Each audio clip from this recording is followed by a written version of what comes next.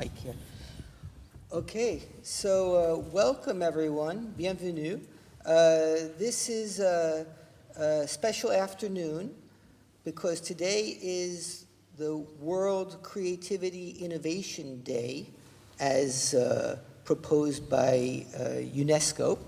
And we're having an event to celebrate the research and collaboration that we've been doing since a year now with Asmodee and the Fondation Paris Cité concerning games and creativity. And so we're going to present some work, some research results. We're going to have discussion around this topic. We're going to have a game sequence later in the afternoon and other presentations. And we're going to go over this general topic as part of our university chair. So maybe Misha here, who's head of the games research at Asmodee, wants to say a few words. Hi everyone, very pleased to be here with you today. So I'm Misha, head of Asmodee Research. 1 year ago with Asmodee, we have been committed to this project, Homo Creativus, for 3 years.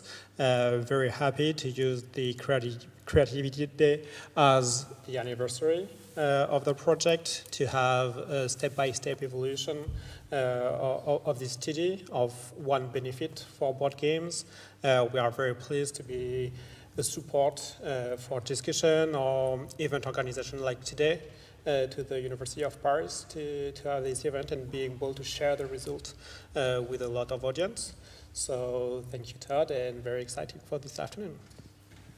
Okay, great. Thanks a lot, Misha, because we're obviously very delighted to have this chance to work together with you, your team, the people at Asmodee on doing research about this topic.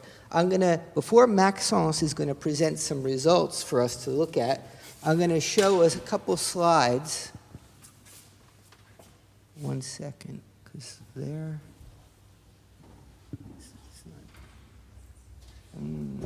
Where'd it go, our slides? Ah, okay, here. Yeah. All right, thanks. Okay, great. Okay, so I'm going to just present you 1 or 2 slides to get you going on our topic today. So first of all, as we said, we have Asmodee, the university, our laboratory on applied psychology and ergonomics, and all this is united in what we call the research chair Homo Creativus. Homo Creativus is the idea that we have in us the creative spirit, and it's part of our history and our future. And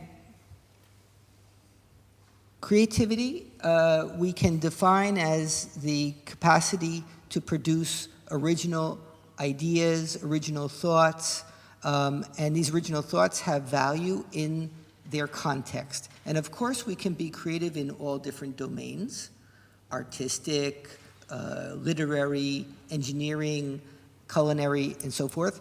But also, we can be creative in our daily life, and we can develop this creativity either through educational programs that directly try to develop it, or through activities from everyday life. Notably, today we're going to look at gameplay and how that can impact the creative thinking of people. So in this slide, which is my last slide, just to start the intro, I just want to mention that in the university chair, Homo Creativus, we have actually 5 topics. One of the topics, as illustrated by the different board games, is the one that's our focus today. How can gameplay be related to developing creative thinking? And you'll get later on, as we said, to play a game after the coffee break. And the big winners of that game will win some games which have, according to our research, value to induce creative thinking.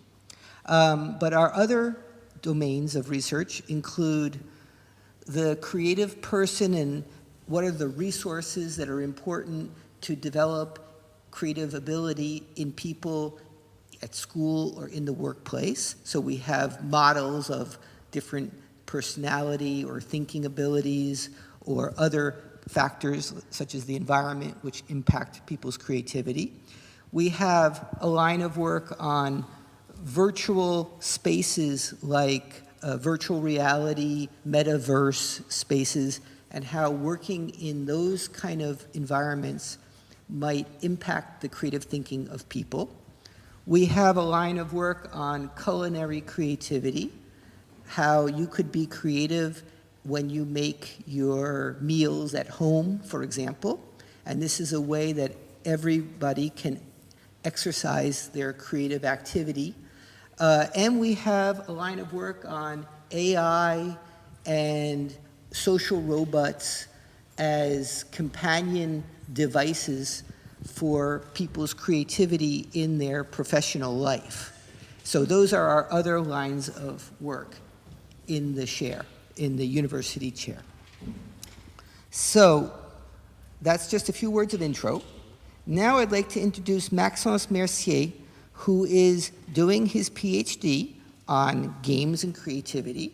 And so he is 24 hours a day, 7 days a week, playing games or working on studies about games. And so he's taken time away from writing up his PhD to come on over and give us a brief panorama of research results from different studies about how games, gameplay, board games, and video games relate to creative thinking. And he will give a few details on a couple studies that were done in our lab. In addition, you have available an article as a souvenir of coming here, which you can take, which is one of the articles that was published. So, Maxence, come on up.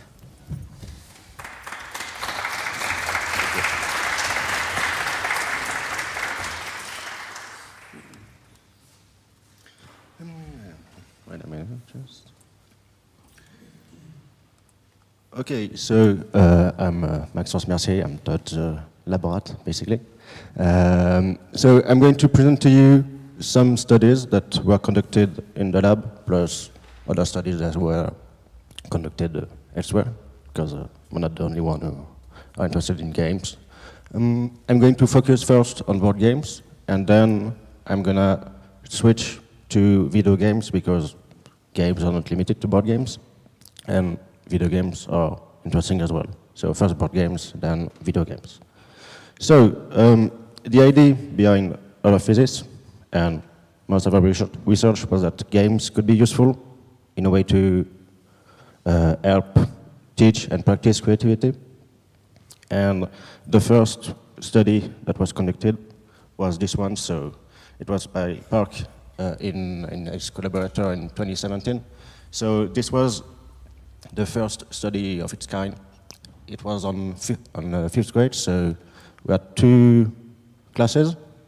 One that was teacher-led, so the teacher chose the games and basically ordered the children to play. And the other was free play, so you give games to children and they do their thing. And they did this for 4 weeks, so 30 minutes of play each day, which is not a lot, but for a high school student, it's pretty sweet, I guess. This was done during 4 weeks, and what they observed was a significant improvement in mathematical creativity, which was the idea that you can manipulate and come up with ideas about creative, mathematical objects. And especially in the free play group, unsurprisingly, if you give children the liberty to play, they're going to be more at ease. And for flexibility, so flexibility in our topic means the ability to come up with conceptually different ideas. For example, someone who is flexible would be someone who gives ideas, for example, come up with things of our use with, come up with uses for a box or like a card box. They would give vehicle ideas, like accessories, furniture. And someone who is less flexible would, for example, stay focused and stuck on only buildings. So they would give a bridge, then a path, then a house, this kind of thing. So first study of its kind.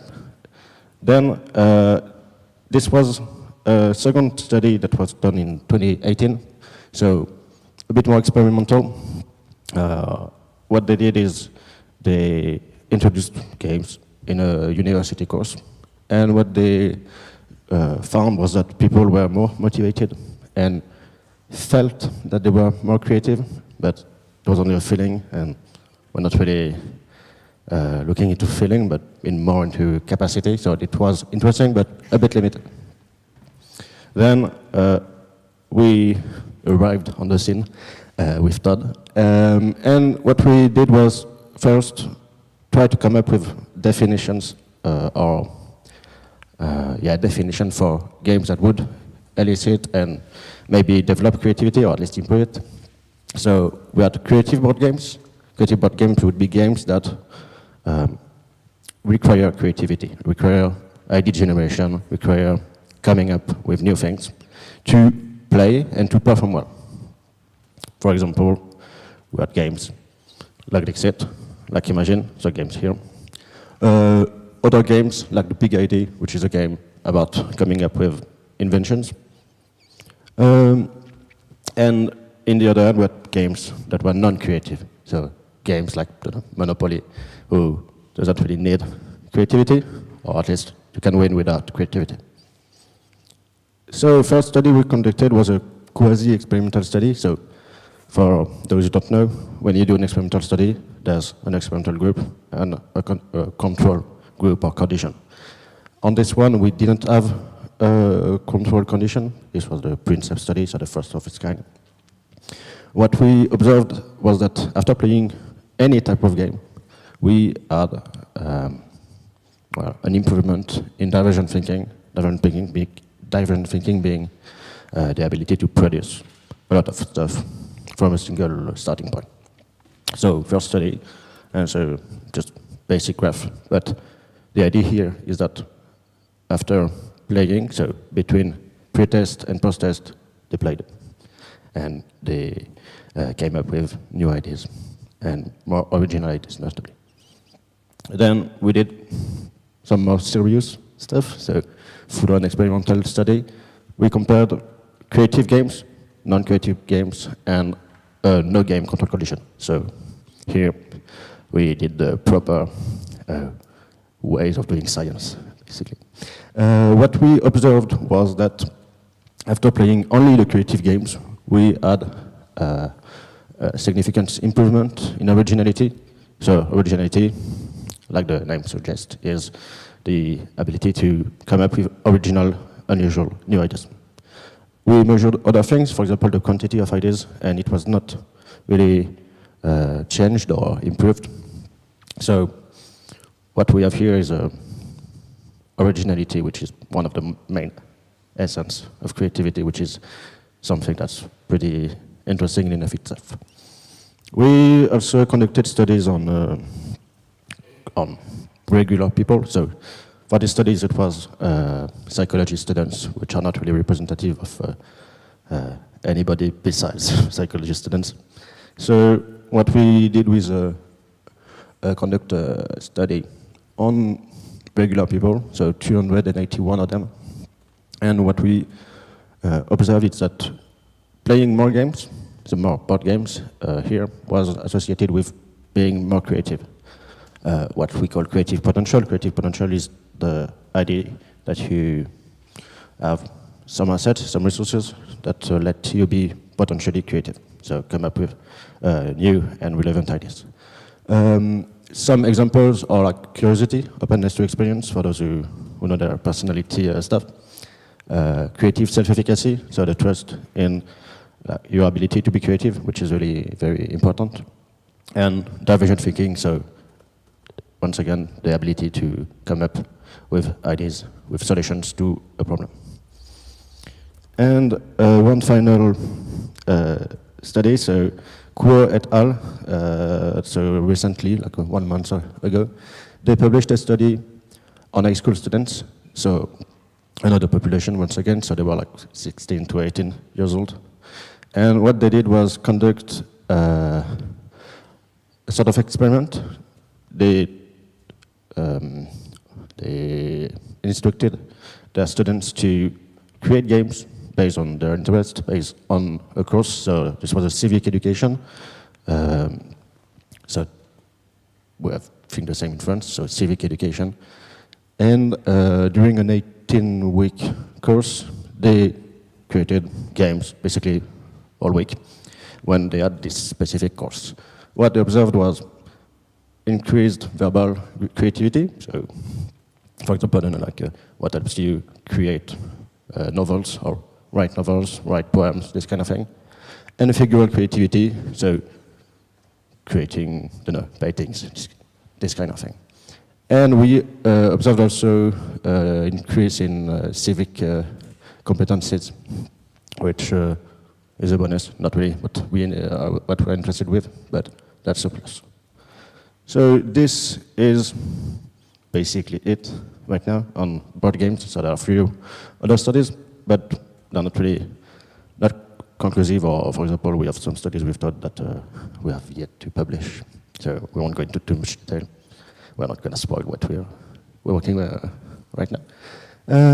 Now, video games. So video games are an important aspect of gaming habits, even more so in children, but adults as well.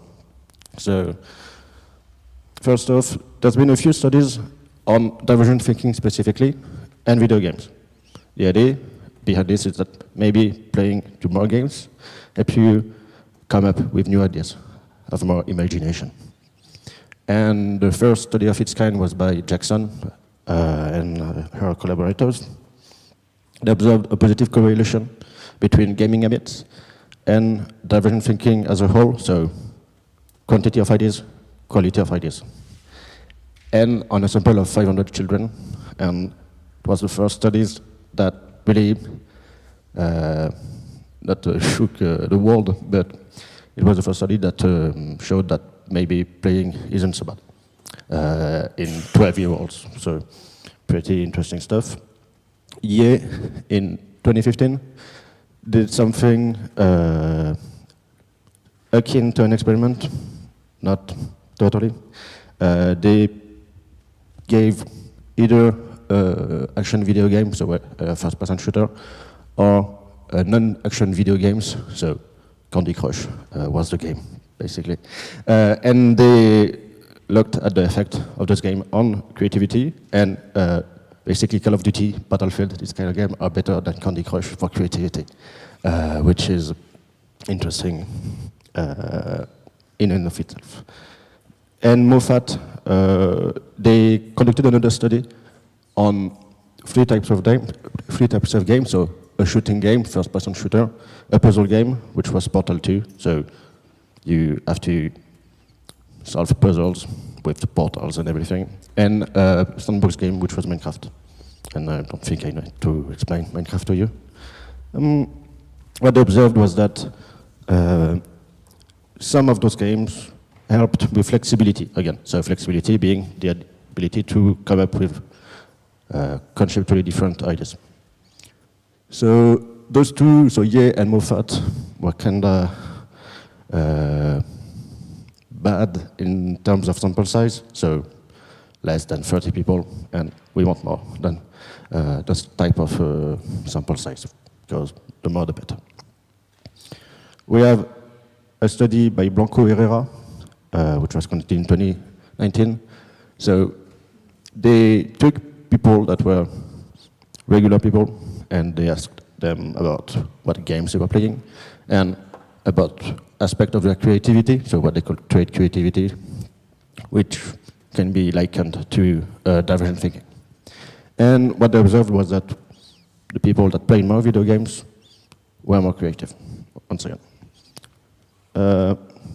They did another study, which was pretty interesting. So they used one of the most obvious choices in the literature. So Minecraft is usually used to look at creativity. And what they observed was that playing to Minecraft, unsurprisingly, was associated with more creativity and more figural creativity. So verbal wasn't touched, and only figural. There's a study that points at the other direction. So there's a lot of people in the video game research community who likes to shut down creativity, or not shut down video games because they're bad for aggressivity, this kind of thing, malevolence. And so this is one of them. They basically thought that games were bad for what they call emotional creativity, so the way to manage your emotions, even more so when there's a new emotion or a new experience that you haven't come across. And what they found was that playing video games led to lower emotional creativity. So those results point to the opposite conclusion, but I'm not going to hide the other less sexy results. And so another study we conducted with Todd, which we published recently, I think, like 2 months ago, something like this. We are interested, in our lab, in psychology in the workplace. So we combine these games and creativity into, the workplace. And what we did was try to see if there was a link between playing video games and creativity of adults. So basically the mean was about 40 years old, so your common adult. And what we observed was that people who played more video games, and even more so in older adults compared to the young students that we are usually studying, still are more creative when they play more games. And furthermore, so there was something that called a mediation. I don't know if everybody knows what a mediation is. So sometimes in science, I guess, there's a missing link that can explain why, for example, games and creativity is linked. Here, we observed that optimism, so optimism is mostly the idea that you can it's not your typical optimism. It's the idea that you can view events usually in a more positive sense, and also when there's a bad event or bad situation that comes across in your life, you don't perceive it as general as stable, so you can bounce back quickly. And what we observed was that people who played more video games basically were more perseverant and more optimistic, and in turn this led into more creativity in the workplace.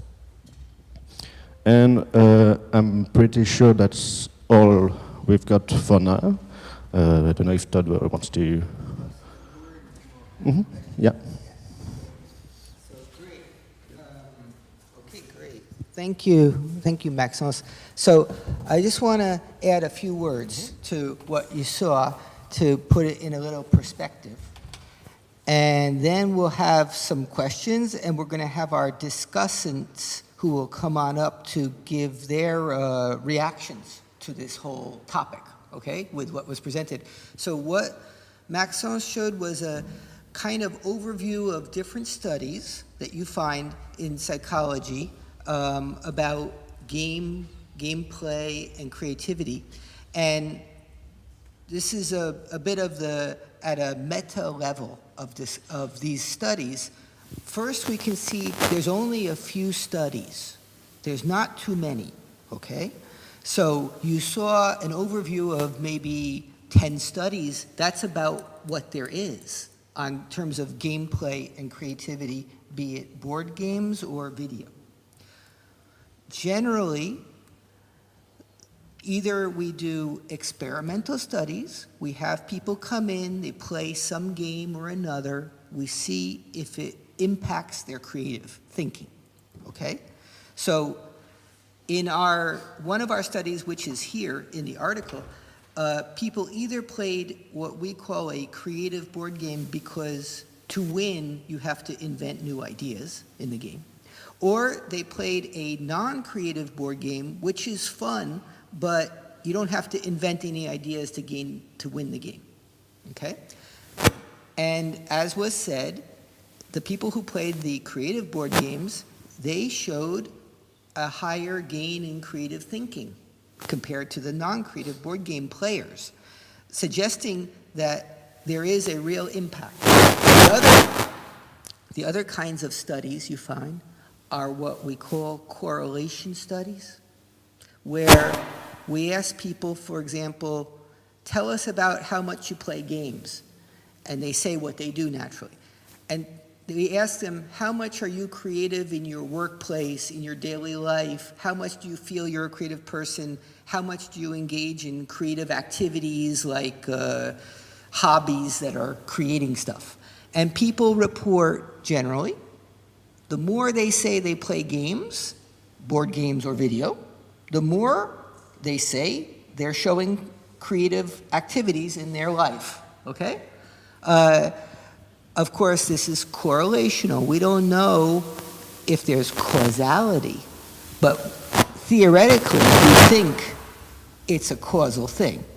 And in the last study that Maxence showed, just to highlight that was a questionnaire study, but we also measured people's optimism, how much they have a positive view on life, and so forth. And we found out that this relation, the more you play, the more you say you engage in creative activities. Yeah? Oh, okay. Okay, sorry. The more you say you engage in creative activities,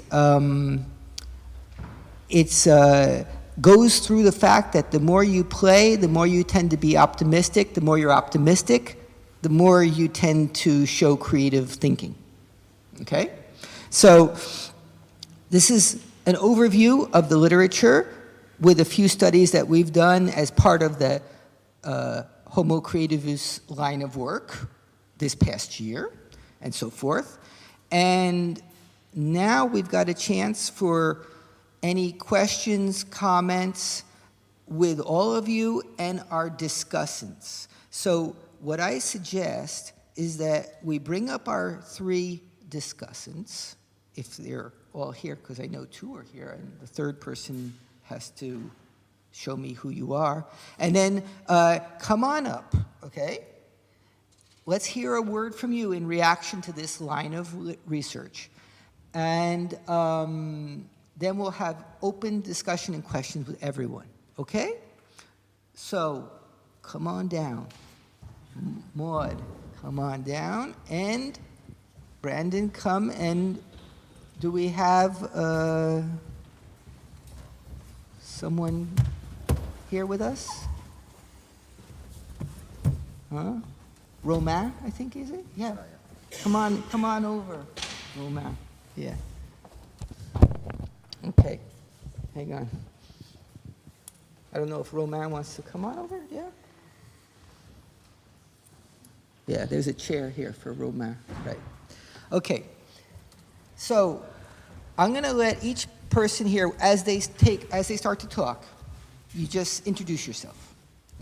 Just say who you are and what you're up to, and give us a quick reaction to this line of work. By the way, when people come into our studies to play a game, it is obviously not part of their daily life, okay? They're not at home playing a game, you understand? So obviously experimental studies are of this nature, but it helps us to restrain and let's say, create the conditions to observe something in a very specific way, okay? So, if you want to talk, you got to be close to your microphone. Maud? Yes. Okay, I'm beginning, okay. So I'm Mo Besançon, I'm a professor in psychology in Rennes University. And thank you, Maxence, for this presentation. And I think it's very interesting because the game all children is playing, and we know in the research and creativity that imagination is also correlated with play. So for me, it's very important. In your research, I have some question about how creativity is assessed. Because I don't know if it's only divergent thinking or maybe also integrative thinking. In one research, you said that it's mathematical creativity, and I don't understand why they assess this type of creativity, because the creativity is very specific on the domain. So I really don't understand why this type of creativity. Okay, Maxence, take it close. Huh? Yeah. Okay. So how about we measure creativity? Usually we are taking divergent thinking. So for those who don't know, divergent thinking is the most common measure of creativity in the literature. It's the easiest in terms of operationalization. Yes. Yeah. So this is what's being done mostly in this kind of work. And that's what we used in most of the studies we conducted with Todd. For mathematical creativity, in the study from Park, they were interested in more applied application of games. So they wanted to find something that could be used in the classroom. Okay. So they were basically 5th grade, so I think they were in CM2. So they wanted something that was more concrete than creativity as this kind of vague concept that can be attributed to it in some context. So yeah, they tried to find something that was more applied. Okay, maybe are they the gameplay related to mathematical competencies or not? Well, the game they used were games that were specifically tailored to mathematics. Okay. So yeah, there was, yeah. Okay. Okay. Maybe I should pass the mic. Yeah, no. Do you hear me better? Yeah. Yeah. Yeah. Okay. So yeah. Okay. So the game they used, I don't know the names. So you can look it up at the Post Cafe. There were games that were specifically tailored to mathematical skills. So games that were more about problem solving. For example, they didn't use it, but games like Mastermind. Okay. So a game that were really about problem solving, about hypothesis. So more into problem solving than creativity, but it translated into more creativity in this kind of mathematical sense. Right. So, okay. And you have a... No, I just, since I have the mic, I can add a comment when I want, in fact. Yeah. Just to remind everyone, divergent thinking is a task where we ask people to give as many different ideas as they can give about a topic. And the ideas should be original. And so you're going to get a chance later today to do some divergent thinking because we're going to have a game going. And you'll get a chance to see a task like that. But that means that you generate a lot of different ideas and original ideas, hopefully. Okay. Okay, thank you. Should we get a comment from everybody and then we can go around and have everyone? Okay, let's get a first comment. Go ahead. Okay, hello everyone. Thank you, Todd, for the invitation. I'm Antonin Mérieux. I'm coordinator of the French Toy Library Organization and a PhD in play studies and a clinical psychologist. And there are many things I think to do about to say about the presentation, but I will stick to the most important for me.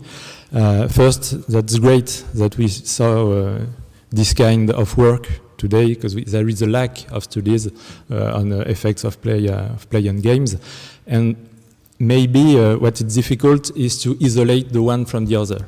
So we have studies on games, practicing games, but it's very difficult, I think, to evaluate the effects of playfulness on the players. Lots of work to do. Well, I'm currently working on something that's specifically on playfulness. So playfulness is the tendency to seek fun, to be spontaneous, and to be uninhibited. So this is how we would define it. And so this is something that's really linked to creativity, because creativity is often this idea that you play with ideas. With your imagination, you play. So there's a whole lot reasons to study this kind of thing. So because usually people who are more playful tend to seek fun, so they play more games, which is basically obvious to anybody who just has a brain. And I think that's all right now. You talk about obvious. Maybe it's interesting to show the difference between games. There are creative games and non-creative games. Maybe it's the most important. It's kind of expected that any human activity enhance the abilities that are required for this activity. So creative games enhance creativity, and I think it will be the same for any creative exercise, like some artist can do. You can show the same results. But maybe the important thing is that we saw that every game does not bring the same thing, and you start a kind of classification of games. Some games could enhance creative abilities, and some other maybe less. Well, the idea that behind this whole project where we Todd is the idea that everybody plays in their life, not necessarily through games, but we usually engage in playful activities, or in children, there's this concept called pretend play. In French, it would be faire semblant. And it's really linked to imagination, which is closely linked to creativity. So the idea was that because games and play is so omnipresent in our life, we could use it as a tool for creativity. But we're going to, Brandon is going to show us a bit about this idea of classifying games and identifying which could be used for creativity, which is something we're working on with this guy. Okay, very good. Let's go ahead to Romain. So I'm Romain Guerrero. I'm in charge of toy libraries that take place in Paris at Place de la République. And so it's a free game area where everyone can do free play. And so thanks for the presentation and for the work, because we are super excited to follow what's going on with this project. I was concerned first by the same thing as Antonin, which was the classification between creative and non-creative games. So I wanted to know maybe more game titles that were both in both categories. And also I was very interested by what's going on with construction game and pretend playing also. Like if you know some articles or any studies that's actually going on those topics, but maybe you're gonna can give us some more information. About pretend play, so play in children and creativity, there's someone called Sandra Russ, so R-U-S-S, which is the queen of this kind of topic, about pretend play and creativity. So I'm more tailored or interested in adults because I'm a work psychologist, so it's not that I'm not interested in children, it's that adults is my playground, which is pretty weird. But but she's really interested in this idea that pretend play is something that's developmentally necessary for kids, and this is one of the first situations where they can engage in play and in creativity. And so there's a whole lot of studies on this topic, which I didn't really cover here, but there's a lot about this. So and we're working on classification again with Brandon here. Thank you very much. Yeah. Brandon wants to say? Hi, well, I have to say the existence Come of... close to... Oh, no, I'll swallow it, yes. I'd say the existence of public goods like I've just heard about there is one of the reasons why I, as an American, love being here in France. You support things like that. And also coming from a family of artists and architects, and I still do some large-scale art projects, even occasionally some monuments with the family. This kind of support for that sort of thing is fantastic. So that makes me... I'll finish introducing myself. So I'm an applied psychologist lost in many different fields because I look at psychology as a subdiscipline of every other field that human beings are involved in. So I found myself teaching on different faculties or running programs from religious studies to economics to literature, and then also currently, I was on the faculty at Oxford in psychology for years, and now I'm there in the philosophy faculty, and also been affiliated in doing things here because creativity really is something that makes our lives better and that we need more of. So I wanted to talk about not just the idea here of Homo Creativus today, which is a great name, but also Homo Ludens. We're talking about the playing ape a lot here too, and that's a whole other angle that I think we could talk about. But my question was really has to do with, I'm always curious about what hasn't been done and what needs to be done, the holes in the research. And I'm wondering, what you see right now as, what variables that need to be controlled for haven't been controlled for, so we can understand these things better.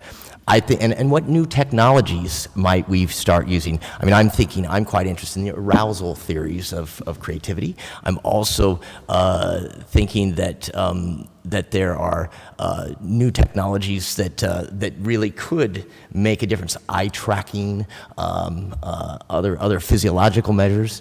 What do you think hasn't been done that's confusing the literature and that needs to be done? In short, there's a lot that needs to be done. More specifically, so there's this, how to phrase it, creativity is influenced by physiological states. And there could be a case for the idea that games can induce some physiological or emotional states that help creativity. For example, this kind of flow state. I don't know if everybody is acquainted with this concept of flow, this idea of super awareness and focus, concentration to a sort of optimal degree. And games are pretty good at making us feel this flow. So this kind of immersion and absorption in any task that you want. So this is an interesting thing that hasn't really been done because flow is the hardest thing to measure. So I won't go into too much detail, but it's the worst to measure. You cannot really do it in any real capacities, or at least I'm of this opinion. And what needs to be done? Il y a trop de trucs. I mean, I don't know if Todd has... I can just add a word. Yeah. So what needs to be done, just from our discussions already with Maxence and also Samira, who is directing Maxence's PhD, but she's not able to be here with us today. But one thing is we haven't studied experimentally the effect of having people play several sessions of gameplay. So in our studies, people come in, they play a few rounds of a game, and then they're done, okay? And we see an effect. But the long-term effect has not really been studied. I'm talking specifically the literature on gameplay and creativity, okay? And secondly, this is something that's being studied right now, but we don't have the results yet. Maybe 21st of April next year, you can come back. We have the impact of playing a game on the person who plays, but we're studying the impact of playing the game on a group, collective creative thinking activity, which would be a different thing than at the end of the game, each person tries to do a creative thinking activity all alone, you see. So we've been studying the individual's impact on the person, but not yet the collective, but that is in progress. Yeah, that's something we are working on right now. Right after today is done, Maxence has to go back and work more. Pretty much. Yeah. Okay. Yeah, but the thing is, it's more obvious in French than in English, but board games in French are called jeux de société, and we could investigate this kind of creativity in a group, which would make sense if you think it about the French word of jeux de société. So that's what we are doing, because maybe games help bring people together, which seems once again kind of obvious, but needs to be shown. And usually when people are closer or can work together, they can have a better collaboration and better creativity. So that's something that, I need to go back to analyze, because I need to do it for my thesis. This idea that we need to know about the long-term effect, or at least the mid-term effect. So we have direct results. You play, and then you're more creative, which is fine, but you need to know if this can be repeated and practiced in a more sustainable way, which is something that we're going to work in next year, hopefully. I hope. Okay. So, Very good. So some of our results are obviously in line with what you might have as a hypothesis, is that gameplay, in particular creative games that are played, stimulates creative thinking. But as we learn in psychology every day we do our research, what seems obvious is not so obvious to actually prove scientifically and to get some real results about. And we try to quantify the size of this effect. In other words, it's not just, it works, but to what extent it boosts the creativity of people and so forth, okay? And what are the conditions that make it work and not? And there was the question that gameplay is a fun thing and being in a fun mood can help you be creative. Well, in that case, all games could be good. And maybe a game, any game, is maybe better than no game. But there is this special category of games that are especially good for creativity, you see. Now, do we have any questions from the public? Obviously, we are here to interact with everyone. Yes? I'd like to know if we can transpose this results of video games or board games with virtual reality. Okay, I'm going to repeat the questions so that they can be heard here in the room and in the whole world, because we're on YouTube, okay? So, because actually this session is being broadcast live on YouTube. So the question was, to summarize, the results shown with board games and video games, would we find this kind of thing with virtual reality, where you have now some games in virtual reality mode, okay? So, excellent question. Yet another thing to study, okay? Since we're a little behind on studying board games and video games, you can imagine we haven't yet thought about virtual reality games, okay? So, this is a totally open issue. If you are familiar with virtual reality games, when you're in the headset, there is a real immersive experience to playing those games. So it might be like video games, even more, perhaps more powerful, but to be investigated. And for all these questions, any of our panelists are open to approach their mic and say a word. There's no obligation, but anybody who wants to can add in something to a question. I don't see anyone approaching their mic. Okay, so other questions? Yes. Well, in fact, we want to repeat them up here. Yeah. Okay, go ahead. Say your question. So thank you so much for the presentation and all your ideas. I was going to ask about the audience of those studies, or participants more accurately.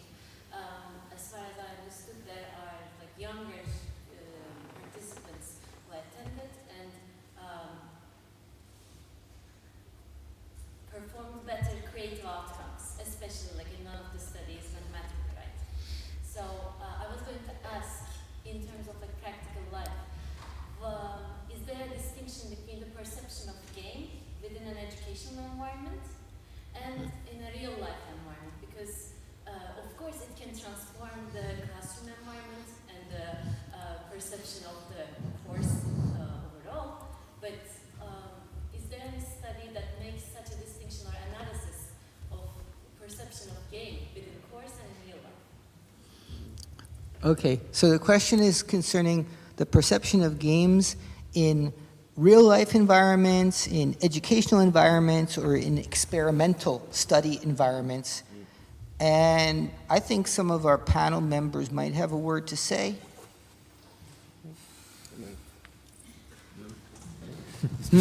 Yeah, go ahead. You two, both of you, go ahead. From my experience, which is not... You got to talk up real close. From my experience, which is really not science, we are seeing that wherever you are,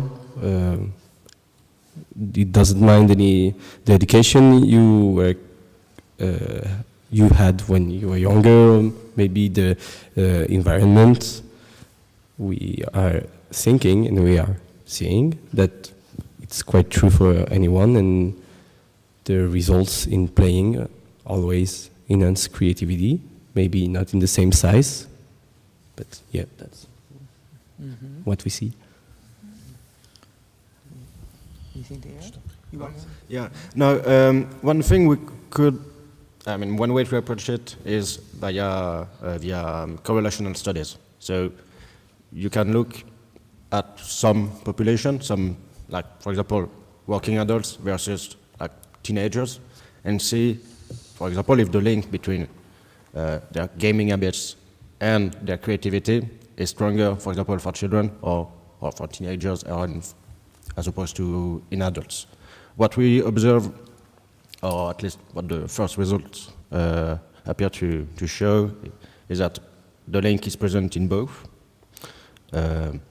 as little as, if we talk about pretend play, so which is not technically a game, but it's a playful activity, a leisure activity, from 4 to 5 years old, there's already a link. And there's things for 12 years old, for 15 to 18. And in the adults, so the study that we conducted, or the studies, it's usually present in all stratums of life and all spheres. We are interested also, we're not done on this kind of topic, but I'm interested into creativity in the workplace, but creativity can happen in everyday life, like arts and craft, culinary creativity, whatever you want to apply creativity, usually you can.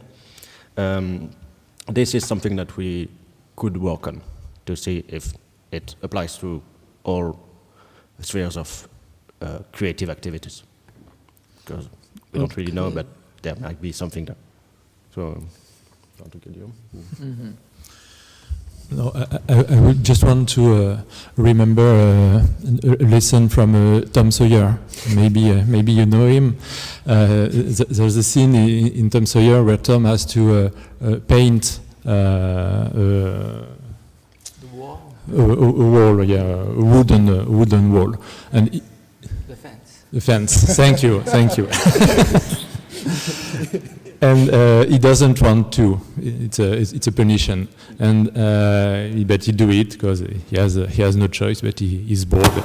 And another children, his friend, comes and says, "Oh, Tom, you're so lucky. I would like to paint the fence too, but my parent will never allow me to do that."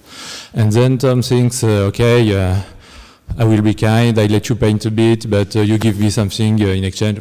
Well, I skip the story, but at the end, every children from the living hood has enjoyed painting the fence, and Tom had nothing to do and is very happy. And he has this reflection. He says, work is what you have to do, and play is what you don't have to do. You are not forced to do that. And I think it's a good question, and Todd speak about it. When we are in experimental conditions or in educational conditions, it's not the same attitude of the people who practice the game. Maybe it's a player, maybe it's not. Then, of course, there will be a difference on the consequences. Maybe what we saw in early childhood is that when we try to learn things using educational device, like basic things like walking, every child almost success to walk by himself, every one child. But we want to accelerate that, we want performance, we want to improve, and so people built a torture device to help children walk faster. It's called in France Youpala. Maybe you have heard about it. And it's worse. In fact, we try to make it better, but it makes it worse. So maybe it's a lesson we have to remember when we want to use game to enhance performances. Okay, very good. Question? Yes?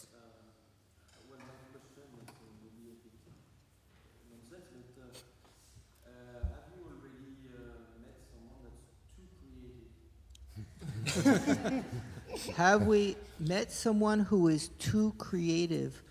Well, first I'd have to say that in some circumstances, like sometimes in a classroom, the teacher is not looking for too much creative thinking at a certain moment. So perhaps at some moments, too much of a good thing can turn bad for you because the circumstances, it's like if you have to make a quick decision to move or to the right or left when a car is coming at you, you can't do too much reflection on the thing, for example. So, there's perhaps circumstances like that, but maybe some of our panelists have a word to say. I don't know. Well, I sometimes, I come from a family where divergent thinking is off the scale, and so sometimes I say some ideas belong back in the box. And I think that, that in some situations, that is kind of important. I did my thesis on to the genius and madness and psychosis proneness literature. And what's very interesting there is that's an example of where when you end up having, it ends up not being recognized as creativity because it's out of touch with shared reality. So you might be coming up with something that's brilliant, and it seems like a word salad, which is what we say schizophrenics are doing. That's what James Joyce produced, and it's a brilliant work of art, but you have to, we had to be ready for it and culturally, in the right cultural moment. So in the end, I'd say being too much creativity really depends upon the context, and it also has to do with, limits of other parameters. For example, a great deal of general intelligence can help as a buffer to overcome being overrun by creativity. There's some evidence to suggest that. Mm-hmm. But the answer to your question is that today, the 21st of April, it's not possible to be too creative. Okay. Do we have another question, Misha? You said there are few studies on this topic. Are you seeing an increase of the academic interest for that? Okay, the question was that there are few studies on the specific topic of games and creativity, and are we seeing an increase in the literature on that? I'd say that we are, because when you have only 2 or 3 studies and then in the next year you have 2 more, that's a major percentage of increase, you know? And thanks to the initiative here with the chair and Asmodee's support and all, we are working on enhancing it. And yeah, I think that it is an emerging topic in the literature. There is more and more, but you know, at the beginning, let's say the tidal wave starts with a very small ripple, okay? So, yeah, I don't think that there is yet a overabundance of work on the topic. Yeah. Okay. Do we have another question? Yes, Julien. Thank you. I would like to ask a question about, maybe you discussed this a little bit before, but board games are typically a social activity for other people. And also, as far as I know, most of the games, people want to win. So my question is, do you think there is a correlation between the competitive setting and the creativity? So is there a correlation between competitivity and creativity? And the second question is, in your experimentation, do the people who won the games, were they more creative than the others? Okay, I have to repeat those 2 questions. The first one concerned that playing games is social and there's a competitive aspect. And so does this impact the creativity in some way? And the second question, you have to remind me. Yes, in your experimentation with the winners of the game, the creative games, were they more creative than the others? Oh, okay. Okay, so I repeat. In experimental situation, those who won, were they more creative than the others who just played finally? Okay. About the link between competitiveness and creativity, I'm not the most expert on this, but this depends a lot on the culture you're in. Depending, for example, some culture will, encourage more or favor more, like artistic creativity. For example, in France or in Germany, and in other countries, more applied or scientific. For example, in China, more applied view of creativity, like engineering, is viewed in a better lens, something like this. So I'm pretty sure it depends on the topic. So I'm not really the expert, but we can talk about it at the lab once. And about the winner, during the experiments we conducted, we didn't really want to instill too much of a competition aspect, because that was not the point. All the games we used were competitive, and there's a whole lot side to the collaboration aspect of creativity. But we did not want to instill such a view in the participant, and so we didn't really choose to do this. Plus, there would be too few winners, and comparing it to too many losers might skew like the analysis, like in the most statistical way. So, at least we didn't really do this. We might be doing it at a later time, but right now, we don't really have much to say. Well, in our studies, they play several rounds of the game, okay? The group comes, they play a game, several rounds, and so there's a winner one round, another winner another round in the same gameplay session, you see. So that has to be studied. That requires, obviously, maybe a future study to focus on. And I don't know if anyone else wants to add anything about, in addition to competitive games, there are cooperative games. Yes. So, I mean, maybe, I don't know if someone wants to say anything. Well, I was gonna make a point that what's interesting to me about this is that there is something about competitiveness there, particularly at the level of culture-changing creativity. One of the things we always talk about is the kind of exemplars of creativity who really revolutionize things is a sort of ego strength and drive that they have, which could be very similar to what you're talking about in terms of competitiveness to win, for example, right?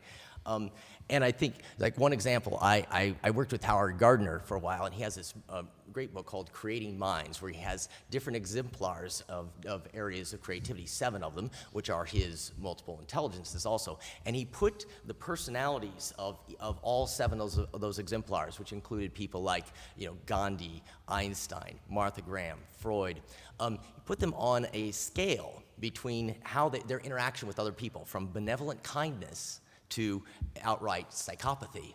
And basically, they all fell on the dark half, with Einstein being sort of, the best of them being somewhat indifferent or oblivious on some levels. That's a bit of a gross characterization, but I'm just saying that there is something to this, this sort of, what you're actually talking about, competitiveness, which can spill over.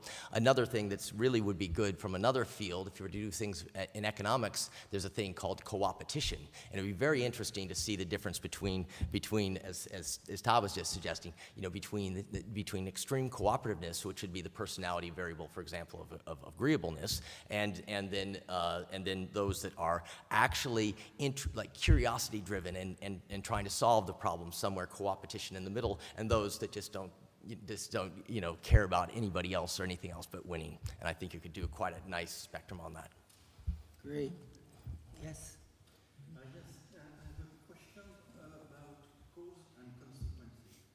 In what you presented, basically, we have 3 objects. We have the player, we have the game, we have the creativity. You give the game to the player, and you draw a conclusion about creativity. In the experience you made, Maxence and Todd, I understand there are volunteers and there are assigned one mission or the other. But if you compare video gamers and board gamers, what can you say about creativity?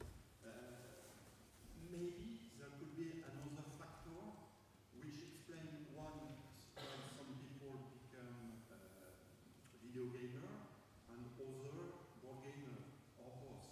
And so what about creativity? Are this kind of question under control in the experience you reported? Okay, so to repeat that, this is a question about the video gamers versus the board gamers, and are they different kind of people?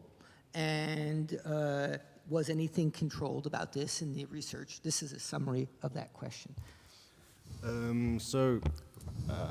About what we controlled, so for board games specifically, we controlled their creative potential before. So what we observed was that regardless of your basic level of creativity, playing board games or creative board games was associated with more creativity, or better performance in the creative task. So the low creative participants performed or benefited as much as the one that were the highest in terms of creativity. We control the habits of the players. For example, it might be the case that participants that don't play often might benefit more from the games. As of yet, there's no real conclusive evidence. Everybody benefits. Maybe it could be that we should look into if they play specifically to creative board games, and then people who don't play to this or play just more, non-creative games might be benefiting more from this. And so there's a few studies like on the personality of gamers, and also like the sociological aspect. It's Vincent Berry, who's really into culture and board games, so what's in the mind or what makes someone play board games. So if you're interested, it's Vincent Berry, like a berry, so B-E-R-R-Y, which is a whole lot. So more sociological than psychological, but really interesting. So if someone is interested in that, go ahead. Okay. Any other replies? Okay. Another question? Anyone? Yeah. Yes, if I may ask another question. Sure. I'm interested in the rules of the game, you know? and I was thinking that,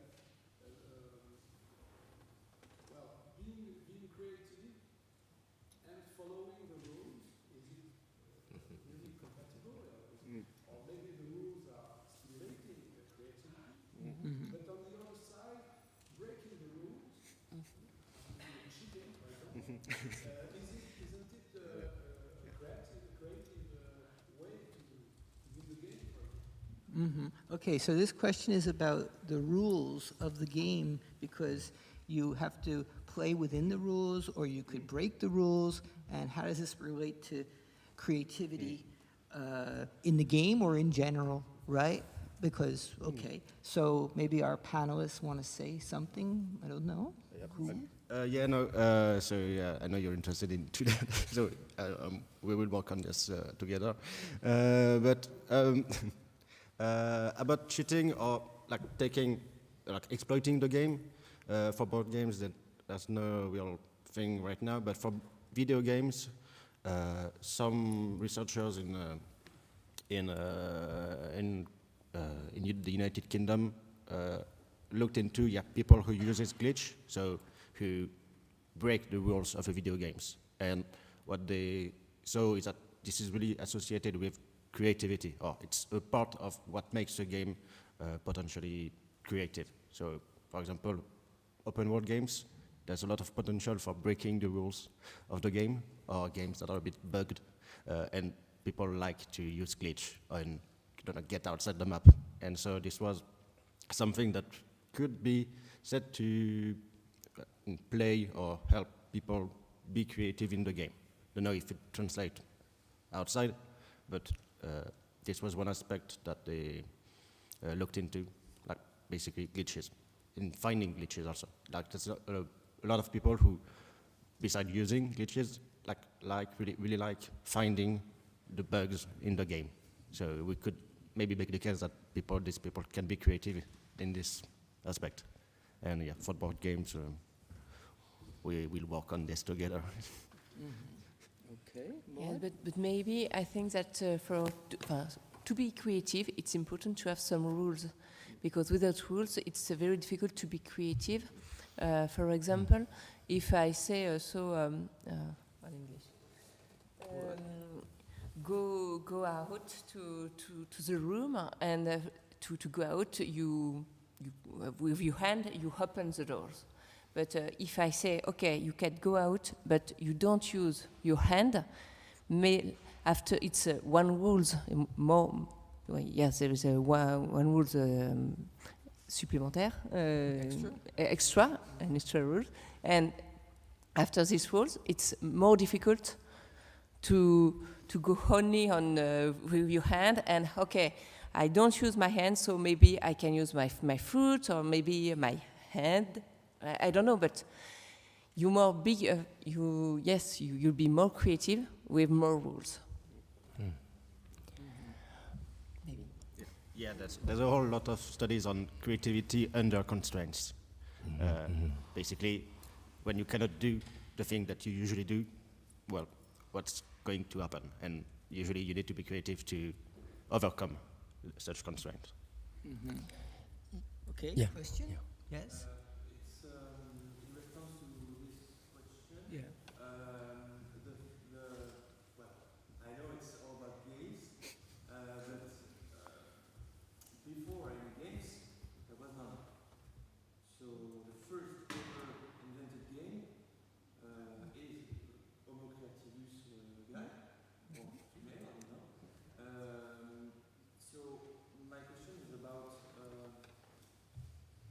kind of situation where one there is no games and the other where there is games. And as you said later, sooner, you said it's better to have a game than none. But if you have none, sometimes you can be very surprised on the creativity that grows in this soil. It's a very good one also because there are no rules. It's a very free potential, so anything could come. Anything could be suggested, and so the game is very good for creativity. It's for sure, but I think there is another kind that's behind when there is nothing, and suddenly comes the idea. Suddenly lights the fire. So I would like to know if you have kind of measurements or studies about creativity without the game. I'm sorry. Yes, well, okay, I'm going to let Maud perhaps say a word on this one, but there's a whole field of research on creativity which does not involve gameplay in that large part of the topic. And so today we're focused on a specific angle, which is how gameplay might impact people's creativity or be associated with it. But most of the research in that whole field is not talking about gameplay. And it's talking about all kinds of other conditions, either be it school environment that might impact creativity, or home environment, or the city, country environment, the cultural environment, or many, many other aspects, or just spontaneous creative activity in people. If they're hanging around and they're bored, maybe we will create stuff because it's part of our nature, for example. So there's a vast topic and quite a lot of literature, a lot more literature on that, which is growing year by year. And so, I invite everyone who's interested to check out the larger field of study. Maybe some of our panelists want to say a word. I don't know. Yes. Yeah, just a small word. There are studies and the field studies and field observation about children, and we notice that when there is a creative capacity, high creative capacity, you can suppress the game. And you have totally free and empty spaces, and you have children who are very creative and play with nothing. But with children who has low creativity, which are not used to play, are not used to games, when they are in these empty spaces, they don't know what to do, and they often fight each other. And that's why in the schools, in the schoolyard, there's actually in France a program to reintroduce objects, material for the children to play with, because most of the children don't know what to do in empty yard. Right, very good point. Okay, other questions, comments? Yes?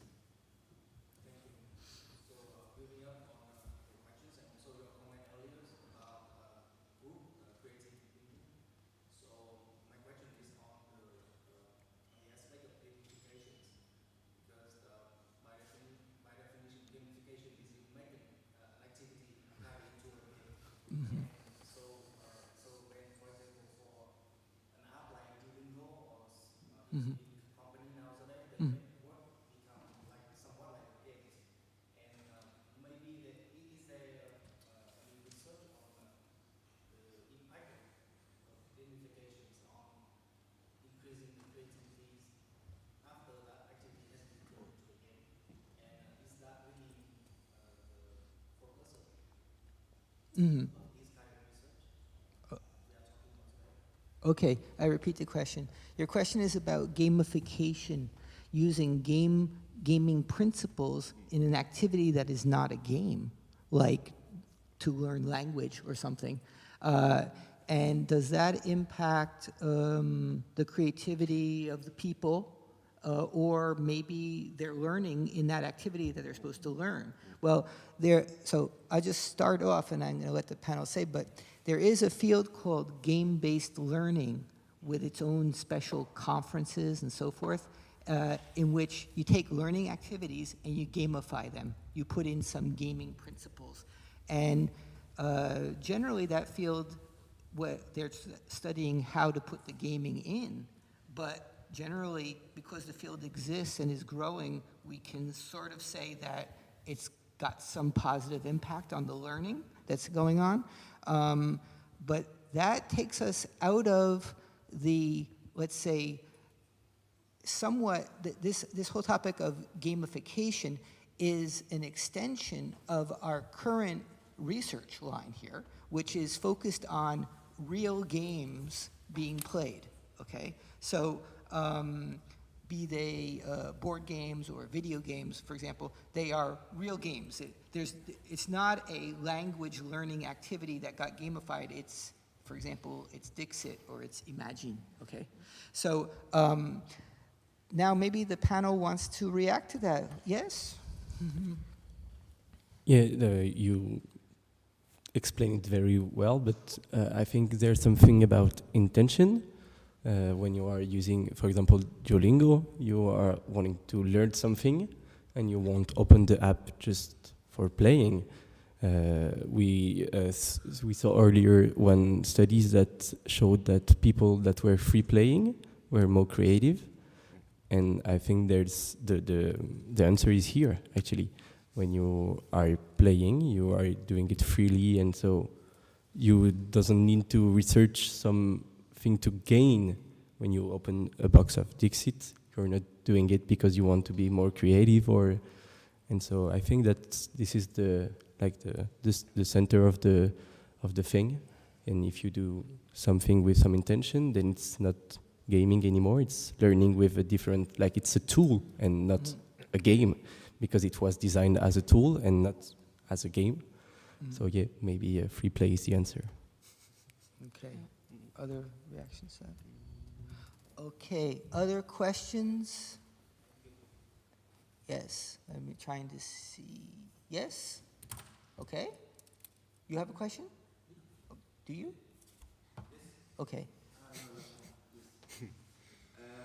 So I was curious about the way you analyze the results of your studies, because when you learn a kind of combat sport, your brain would be on two different states. The first one is like, I am myself, I'm conscious, and I am going to the course and want to learn some tricks. Okay. But after the heating sequence, your brain starts to go on a more survival state and is connected to your quickest answers of your memories, past experience. So my question is about did you really test the same players but with the relaxed state, like kind of normal state, and another one where they are exhausted and they just run and I don't know, but they are connected to their reptilian. Okay, I think I'm just going to give a quick answer to that, because in the studies that we did particularly, the participants are mainly psychology students who are never exhausted and who will do whatever we ask them for an unlimited amount of time with a lot of energy. Yeah? Oh, the question was, what's the... did we observe anything different between when they are starting to play and after they got exhausted, right? And so, in fact, our sessions are not too long of gameplay. So after like 40 minutes or 20, 30 minutes of gameplay, they are not exhausted. They're really still energetic, in fact. Okay, but we have to see if after 6 hours of gameplay, the problem is that due to ethics considerations, we might not be able to push them. Okay, we have a volunteer. Okay, so now I'd like to tell you about the rest of the afternoon. You have arrived at the coffee break moment. The coffee break is going to happen right out here in the hall. And in about 20 minutes, we come on back for two things. You're going to have discover another topic quickly related to games and creativity, and we're going to have our big game together, and you'll get to play and perhaps, as we said, win a couple board games. Okay? So we see you all back here in exactly 20 minutes.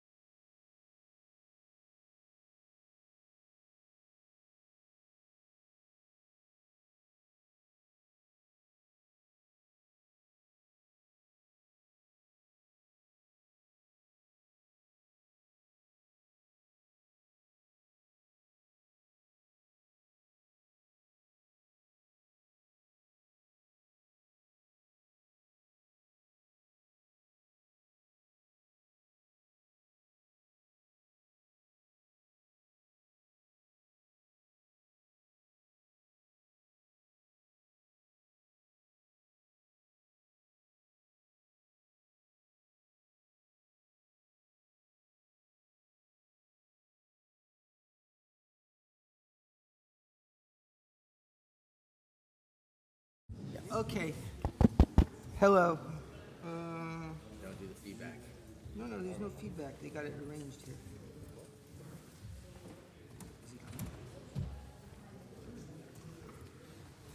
Okay. Hello, everyone. Welcome back. So now we are going to have a second brief presentation to follow up on a slightly different aspect of games, gameplay, and creativity. And then we're going to have our game together. Okay? So here you go.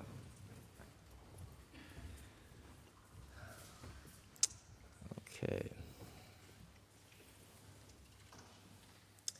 Well, I guess I realized that one other thing that I do that I should have mentioned, because I'm here somewhat in that capacity today, is I'm one of the co-founders and directors of a thing called the International Institute for Competency Development. Is this working? Nope, it died. Okay, just in time. Oh, there we go. Anyway, so I am going to give you a talk today in which I have three main goals, three main things I'm going to try to do. One is to introduce you to the 4 C's, creativity, critical thinking, communication, and collaboration, as sort of core and key soft skills for the future of education and work. I'm going to argue that it's helpful to consider the 4 C's together. And what is this? Is that... That one? Yeah. Okay. Thank you. You good? Yes. Perfect. Thank you. And then I'm going to outline a new tool for evaluating how well specific games or activities support the development of creativity in creativity and the 4 C's in players. Now, we also have a second assessment that is available for assessing educational institutions and programs, but I'm not going to talk so much about that, even though it's quite interesting if you look in the paper that we've been talking about, that you can see that there are some differences between those assessments because of the nature of games and the obviously more complex and different nature of educational institutions. So, now you may have noticed that in the spirit of fun and games, the title of my talk includes a neologism, a new word. New made-up words are fun and a little bit like a game in themselves. Take this word, for example. Supercalifragilisticexpialidocious. So, class, to have a little bit of interaction here. Class, can you all repeat this word after me? Supercalifragilisticexpialidocious. Even though the sound of it is something quite atrocious, if you say it loud enough, you'll always sound precocious. Supercalifragilisticexpialidocious. All right? It's a good, fun word. And the reason why I think it's interesting to have this word is because, most importantly, after encountering this made-up word, which was intended to be the longest word in the English language, the new word that I'm going to introduce to you today, that's part of our title, will seem, well, rather easy. So could you all say with me, critical collaboration? Critical collaboration, all right? Yes, that's a portmanteau word, as we say in English, or blended word, bringing together and playfully attempting to represent the interplay between and the interpenetration between creativity, critical thinking, collaboration, and communication. Sort of trying to repackage the 4 C's as a collective unit for playful, pedagogical, and policy promotion purposes. But it's not just a word. It's also the purpose of this diagram entitled Critical Collaboration. It's meant to illustrate this interplay and interpenetration between the 4 C's, and it shows this in a sort of a 4-way yin-yang to show the way that they overlap with each other and the way that they actually have some similarities and differences between them. You can see also here that there's a difference in dimensional space here. So the idea is that we have creativity and critical thinking, which are more on the cognitive and individual side of, if we're measuring them. And down here we have communication and collaboration, which are more social and interpersonal, but all of which we argue work together, and I've made this diagram to represent them as sort of four elements of the four elements for the key soft skills that should be a part of our efforts in the future, towards the future of education and the future of work. So this, in other words, that this graph is a verbal representation of the same interrelationships. And some thinkers have actually argued that you can't, for example, have creativity without critical thinking. You have to be able to evaluate your ideas once you generated them. And similarly, people have conflated critical thinking with creativity, because in order to make an argument, you have to create new ideas. And so they're often working together. And it's also very difficult to imagine collaboration without communication. Creativity often may involve collaboration, not necessarily, but that's why they're on opposite sides there. And communication, is obviously something quite important. You have to either use this or stay near the mic. Oh, I'm going to stay near the mic. Okay, good idea. Okay, so. But the important part is that in any event, the 4 C's are seen by many as foundational literacies for the 21st century, the kinds that need to be added to what we've had in the past, the 3 R's, reading, writing, and arithmetic. And this prominent model shows them as the reading, writing, arithmetic as earlier foundations that are now being built upon with the 4 C's. Idea in the era of artificial intelligence, what might be left for us to do? Well, creativity, critical thinking, communication, and collaboration, things that happen on the human, more on the on a human level, and are more complicated than these earlier prominent skills. So, what the International Institute for Competency Development, IICD, has been doing in collaboration with AFNOR, which is a French normalization company, and also with Todd and the Lipia lab at the University of Paris, is we've been trying to essentially find ways of reliably assessing and offering public recognition for qualities and achievements based upon a strategic alliance of expertise. In other words, we have the expertise of applied psychology having to do with an education having to do with the 4 C's, and that is coming from the academic side, and then AFNOR, which is the norms and standards body, which is the standard bearer for all kinds of auditing, certification, and what we call labelization. Labelization being just a more specific term for the kind of process that we're doing that's very much like certification. So what we've done is we've made some tools that can be used as a 21st century skills label. And this offers independent evaluation by highly qualified third parties according to expert-defined requirements.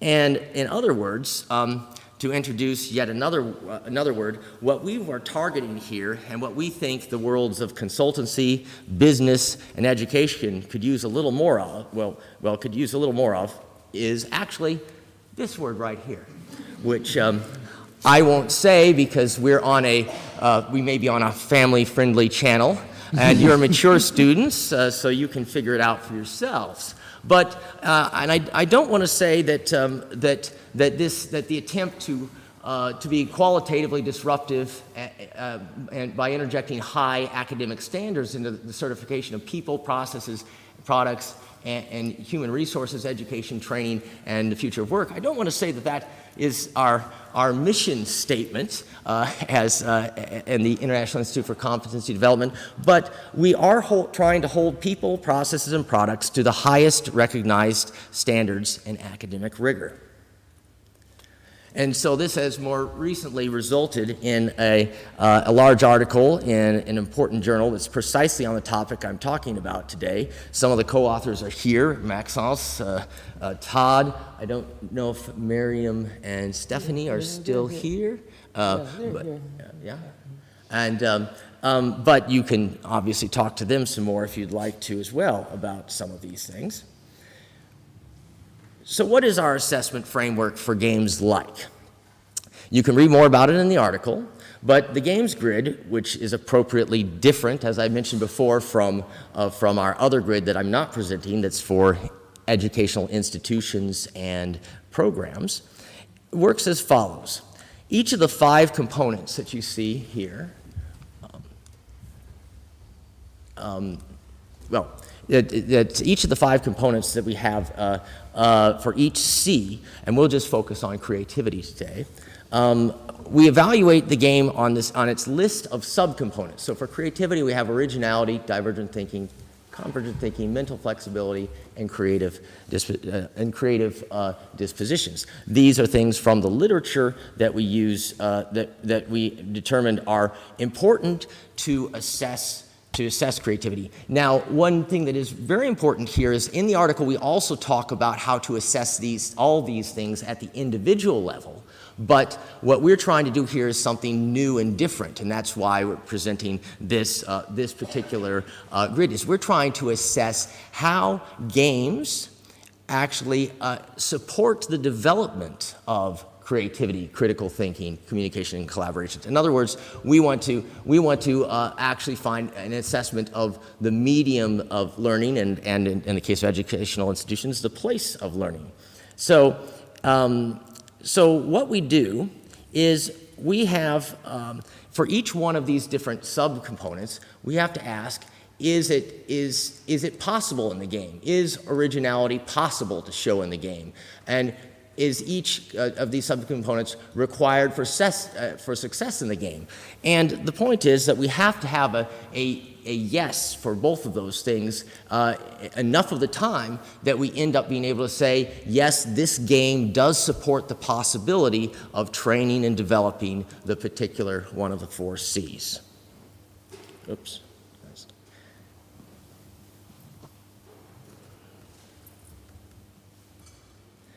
So here, for example, is the grid for divergent thinking. As part of the game's rating, as a tool for development of creativity, we determined the game must first meet those 2 conditions that I mentioned. So that's what we do. You have to put the check marks and say, and we have expert judges who end up having to make these evaluations based upon data that's provided and stipulated very specifically.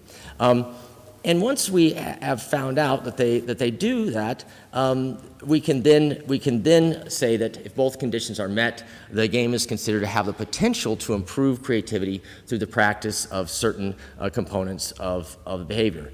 And so this is also the evaluation grid is composed, just to give you the rest of the example here, this evaluation grid, for creativity has divergent thinking, which we define as the generation of multiple ideas or solutions. Originality, the generation of ideas that are novel or unexpected depending upon the context.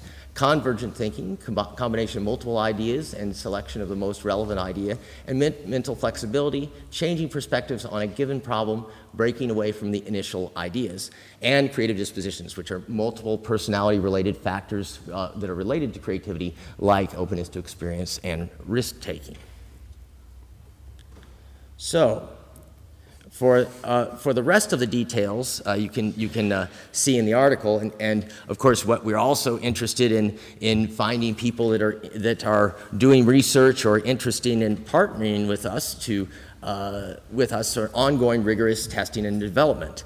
That is to say, what we'd really like to do is make better education, better decisions, and better processes related to learning and game playing happen. In other words, so I guess thank you very much for your time and attention, and we look forward to your questions and further critical collaborations. Thank you. Okay. Okay, great. So we're gonna, yeah, you're gonna, Get some orange juice. okay, go ahead, have a seat over here. So we're gonna have, if there's some questions now on this specific point, so our research lab is involved in helping to generate the content of the grid that will allow that games can be checked if they have the capacity to support creativity or collaboration or communication or critical thinking or several. And so if there's questions on this presentation, we can have them now. Any questions? Yeah, question. In the grid we just saw, what would be the degree to represent that the tested solutions are different enough to be considered as different solutions? I mean, we want to identify if there is enough flexibility that is allowed by the game or the school or whatever. Maybe if there are not so many possible solutions, the flexibility required will be the same than if there is a lot of possible solutions. Do you have a measure to Okay. identify the degree of flexibility? Okay, so I repeat the question for the public. The question is about, for example, in this grid, one of the criteria is, does the game promote flexible thinking, flexibility? And so are there specific things that show to quantify the amount of flexibility to say it has this flexibility enhancing aspect? That's the question. I could let Max also say more because this. Talk in the mic. I was Talk to the also mic. also much more involved in the development of the grid for the educational institutions. But what's interesting about this for the games and what we do in all instances is we have expert judges, who know the field and know these kinds of things, making judgments using a tool that has been developed and used with various games to specifically allow us to calibrate those things. So there is some expert assessment that's done in there, and that's expert assessment with expertly developed auditing devices that actually help us get more systematic and more objective about this than previously possible. Still not perfect, but way better than previous possibilities, I think. Yeah, and so the point about is there enough in the game to make it possible to have mental flexibility? It's the main point of assessing if it is required. If the game doesn't allow for mental flexibility, well, maybe it's not suitable for developing creativity because there's no room for developing it. For example, I don't know. Right. Like full-on random games where there's no control. Maybe mental flexibility won't be able to occur because you cannot propose anything. So there wouldn't be candidates to be games that could solicit and promote creativity. Right. So it's partly, is it in the DNA of the game? Okay. How much an individual engages the flexibility is a different question. Okay. Other question on this talk? Yes, we have two here. Go ahead. Go ahead first, Julien. I'm interested in the creative disposition part. And I was wondering if you ever found a link between creativity skill and the sensation seeking. Okay. Because in the common scale, there is a In which scale? sensation seeking. Yeah. Oh, okay. And there is a sub-dimension which is novelty seeking. Yeah. So the question is about creative disposition, and is there a relation here to sensation seeking as a kind of motivation? And in that, there is novelty seeking as a sub-motivation of sensation seeking. That's the question. Yeah, I mean, I did some studies in the past using that particular scale, and there, and depending on which one you had 4 or 5 different dimensions, and novelty seeking would be something that you sometimes would find a correlation with creativity, but it kind of depends on which measures of creativity you use too. Are you using a divergent thinking task, or using a creative achievement task, or using another dispositional task that's supposedly related to creativity? So the literature's a mess about some of those things. That scale is not used so much anymore, but it has other dimensions that may not be so relevant at all, except in particular domains. Like there's a thrill and excitement seeking, dimension of that one too. But that might work for some games. But that was I think that test was the main one that people were using was 1979, and I don't think people use that one too much anymore. Yeah. Okay.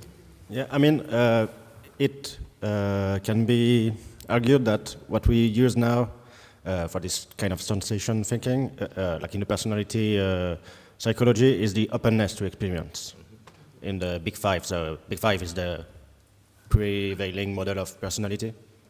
And openness to experience is one of the biggest predictors of creativity, or at least of creative potential. And in it, there's, novel experience seeking, wanting to, experience new aesthetic experience, new, travel more, this kind of thing. So general curiosity. Yeah, curiosity. So this is more what we use now, or nowadays, compared to this kind of, how you... Sensation seeking. Sensation seeking, yeah. Okay, great. We have a question here. Yeah. My question was about a growing trend I see. There's a lot of house editorial.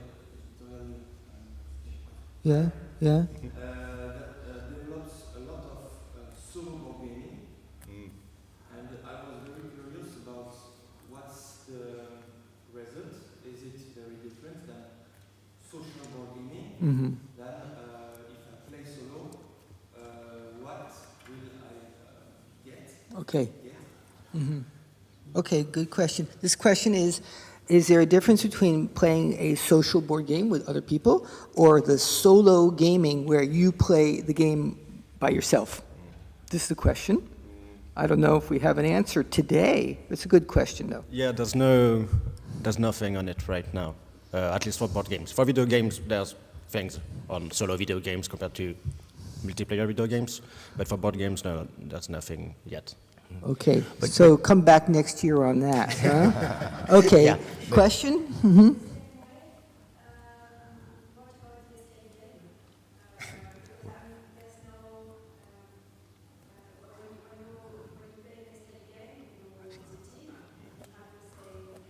Mm-hmm.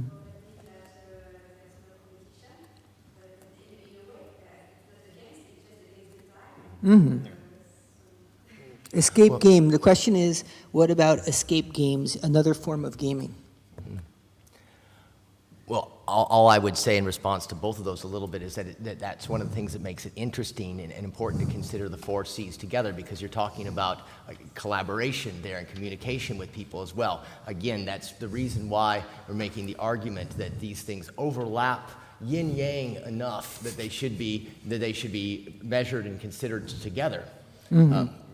And in my opinion, like for escape games, there's the critical thinking aspect to it. Because if you do not have enough of this kind of really precise thinking, you won't succeed in an escape game, or at least one that's sufficiently hard enough. Good point. So the idea of this grid that allows us to check the qualities of a game, it can apply to board games, but it can apply to video, it can apply to escape games, it can apply to other training activities too that are not even games, that are other activities. Okay, any other question? Yes. Oui, bien sûr.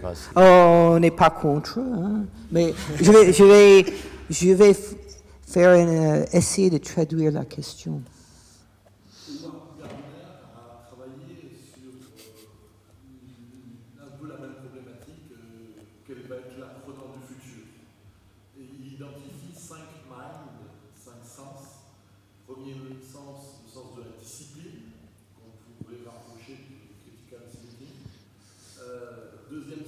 sens de la synthèse, qu'on pourrait rapprocher du sens de la communication, pour atteindre un troisième sens qui est le sens de la créativité. Quand on est capable de synthétiser l'information, de capter l'information et que l'on maîtrise une discipline, on va pouvoir faire preuve de créativité. Mais il rajoute deux autres sens qui me semblent importants de voir apparaître et que je ne vois pas apparaître, qui sont le sens moral. On n'a plus le temps de ne pas faire le bien, dans les jeux ou ailleurs, de penser que le bien. Et ce sens-là, je ne le vois pas sur le modèle. Et le cinquième sens, c'est le sens existentiel. Quelle place on a dans notre société, à l'échelle de notre famille, à l'échelle de notre région, à l'échelle de la nation ou du monde. Là aussi, ce deuxième sens, ce cinquième sens-là, je ne le vois pas. C'est des pistes d'accompagnement parce que Gardner on avait bien travaillé le sujet et peut-être le sens moral, il faudrait le faire apparaître. Okay, I repeat the question in English. The question concerns Howard Gardner's approach in which he signifies certain key capacities and among them, some of them are like the 4 C's, but there's also the moral, ethical aspect and the existential aspect, which are perhaps also 21st century capacities that could be developed. They are, I just say, they are not part of the 4C model, which is vehiculated in many educational circles. The 4 C's are 4 of the 21st century skill list that's longer. I just got to note that the moral capacity and the existential capacity don't start with a C. So that's already a problem for the 4 C's. Although if they did, maybe we could have the 6 C's. But do we have a quick reply? And after that, I propose we're going to go to our game session at the end. Go ahead. Any quick reply? No, I mean, you know, Howard Gardner has he had 7 multiple intelligences, and then he was up to 9. I think and then he settled in on 8.5. And you know, this is a conceptual game to capture the whole range of things. And indeed, there are these other aspects of being human. And if this is what we're talking about, if we're talking about human capacities, you know, then of course there are additional ones to target. What we're talking about here are, say, that the core ones that make us not become obsolescent in jobs, and that we can educate students towards being able to have useful and meaningful work lives in the modern day. So it's it's a slightly more practical goal. Not, I mean, I'm very sympathetic, you know, with some philosophical questions, but that is a larger mission. Yeah. Okay, very good. Okay, so I suggest that we move on to the last segment of today. For the last segment, you're going to need one of these, because we're going to play a game and you're going to play on the phone, and so Maxence is going to show us how to connect, I think, right? Okay, because it's going to get a little bit technological right now. Tu animes? I don't know. You're the one who's good at animating this kind of stuff. Okay. Okay, alors, c'est pas de So you first, go ahead. Yep. Go ahead, put it up. We're going to connect by your phone to this site here. And on the site is the game that we're going to play, okay?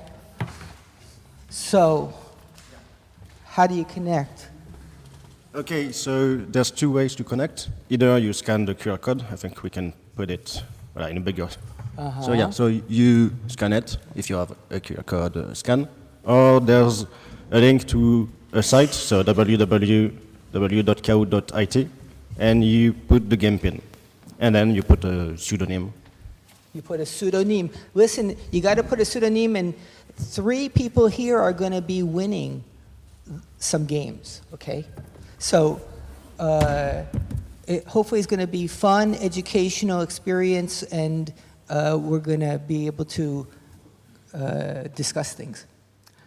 But the first step is to connect. Are people able to connect here? It looks like they're connecting. Huh? Yeah. Okay. Anybody having trouble to connect? No? Okay. Good. Okay. So, now. I guess we start, okay?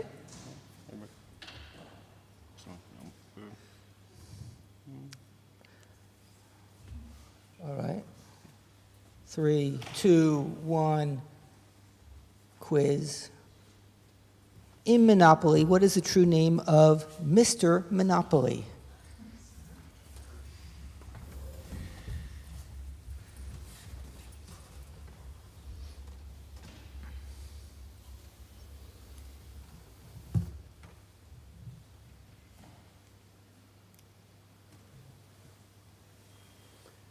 Answer is Rich Uncle Pennybags. If you replied that, and you replied quickly, you'll be gaining some good points. Okay? So now, next, okay. So far, Rog is on top. Okay. All right. Question 2. In what year was the first modern board game called The Game of the Goose published? Game of the Goose, what year?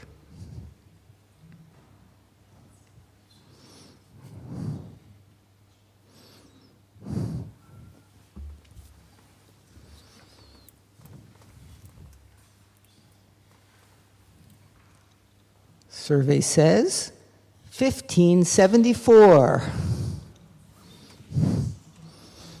Okay, next. PCFR, cognitive psychology. Okay. Okay, now, next. Question 3. You can put a word in English or French. Which board game could help improve creativity? Type in the name of a game, English or French.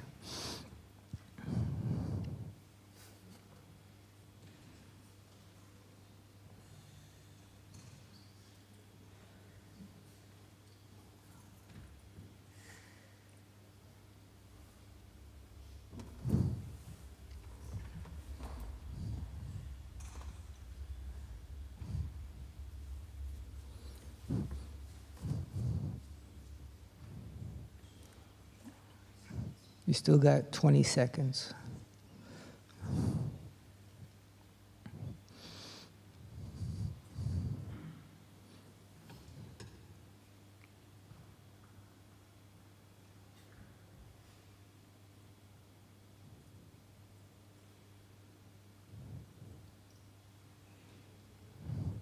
Okay. And oh, wow. What a coincidence. Okay. Pictionary, Dixit is got the biggest vote, okay? Pictionary is up there a couple of times too, with variant spellings, in fact. Okay. Imagine, and the big idea, of course, there was a little bit of a hint in a way, because they were part of our studies. Okay, so would anyone like to share with us why you put a certain game? You can have put any game, there's no right answer. This doesn't give any points to win, by the way, okay? So who would just like to share with us, they put some game and why? Quick testimony. Yes.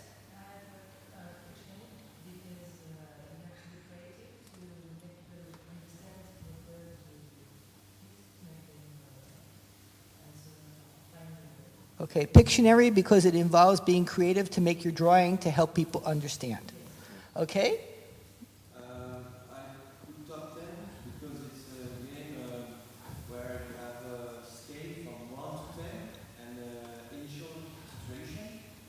Any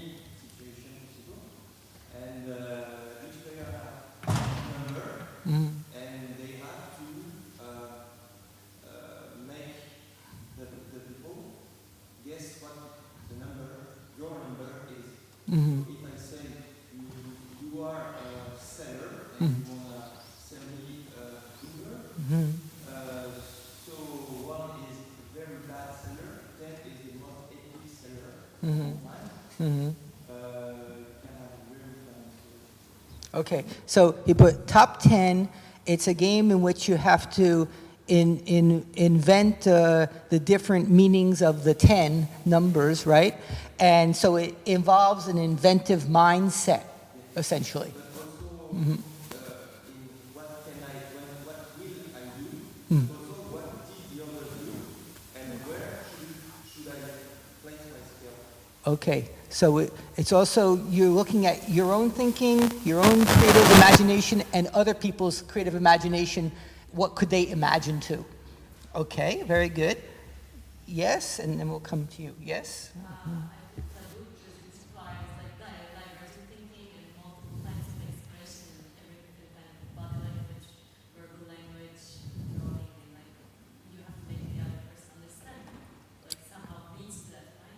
Okay, so you put taboo.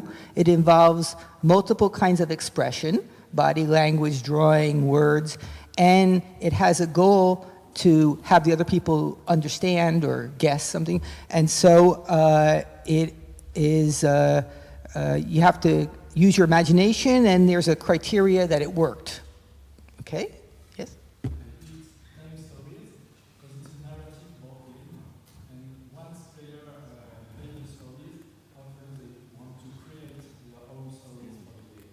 Okay, so time stories, it's a narrative board game, and once they play it, they often want to create their own stories for another version of the game.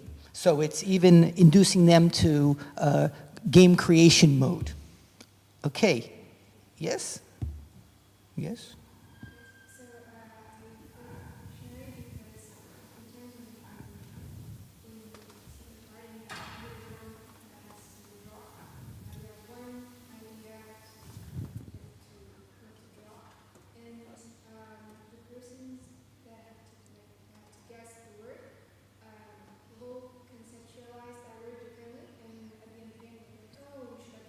So it requires some theory of mind, but also, to think outside of your box.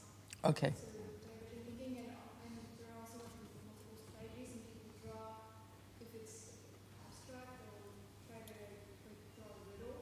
Make the person guess the first syllable and the second, or they'll maybe draw a movie where this thing is in or a situation, and so it's like you have to think basic things, you have to make them guess and think, put yourself in their mind space of somebody that doesn't know anything and that has to guess how you're drawing. I feel like the less you know how to draw, the more you have to be creative. Okay, so the choice here was Pictionary because it makes you have to think about how other people are going to think about this thing to draw, and it gets you out of your own mindset where you might be stuck. So it's somewhat suggesting there's got to be openness of your spirit, and if you're not too good at drawing, you got to be even more inventive because you're so limited in what you can draw. Okay? Okay, I propose that we go on to next question. Ready? Okay. In what? What? C'est bon. Okay, good. In your opinion, which video games could help improve creativity? Put your answer in English or French.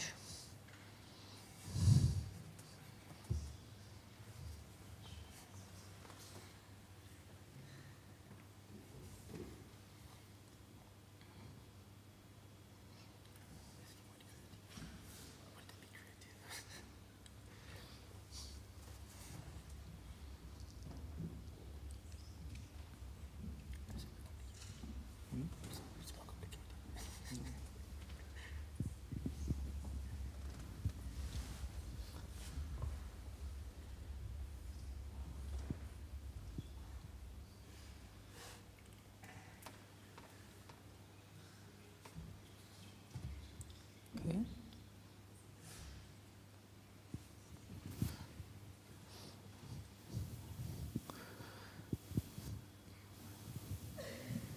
Okay.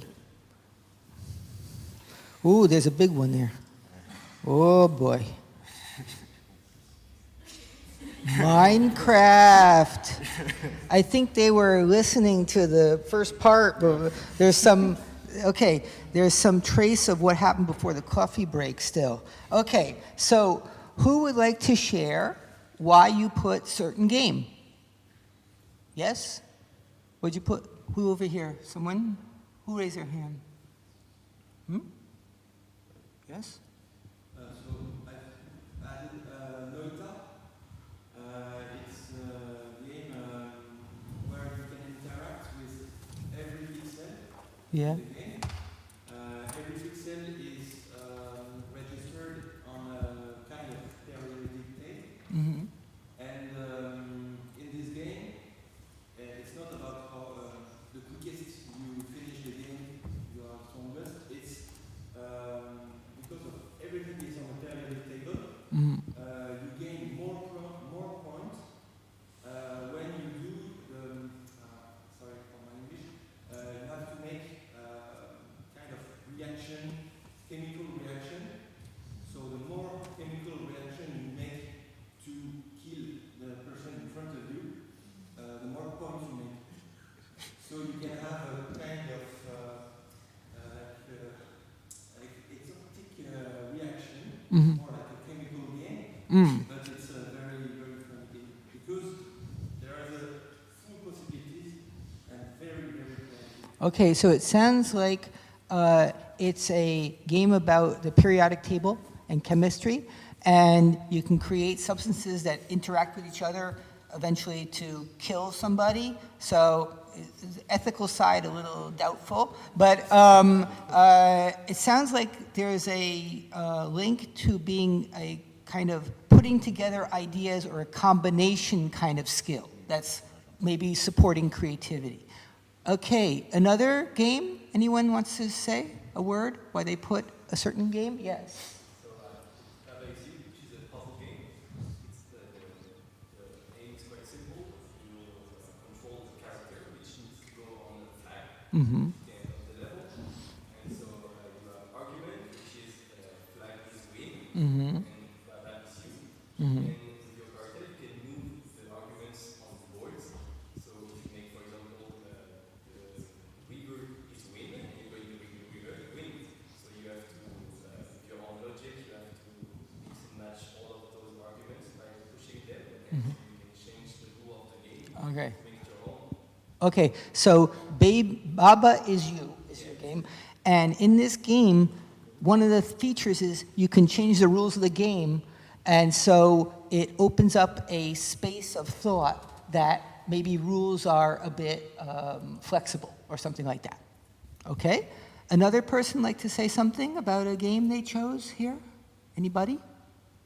1, 2, 3. Yes?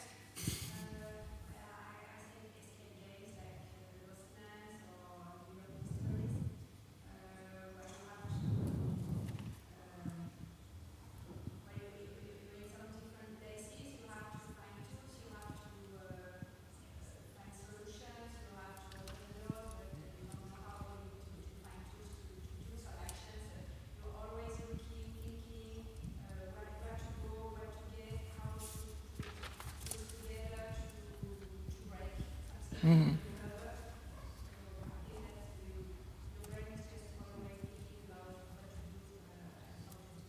Okay, so it was Escape Games on a video version, which involves combining, putting things together in an unusual way, or changing something that you usually use in one way for a different way, so a bit of flexibility, for example.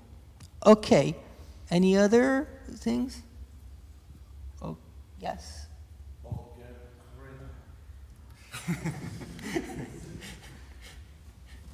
Board game? What's that? It's a platform of games, international games of Asmodee. Okay, so it's the international game platform of Asmodee, which is it up here on our screen or no? I don't Oh, your phone, okay. Okay. Okay. Okay. Okay. So I don't know if someone from Asmodee wants to say a word about that. Of games? Okay, so it's called Arena? Board Game Arena. You can play a digital version of a lot of board games. Okay, very good. Okay, so now let's go ahead now for the next question. How could games help improve and develop creativity? You can type in several answers, not just one answer.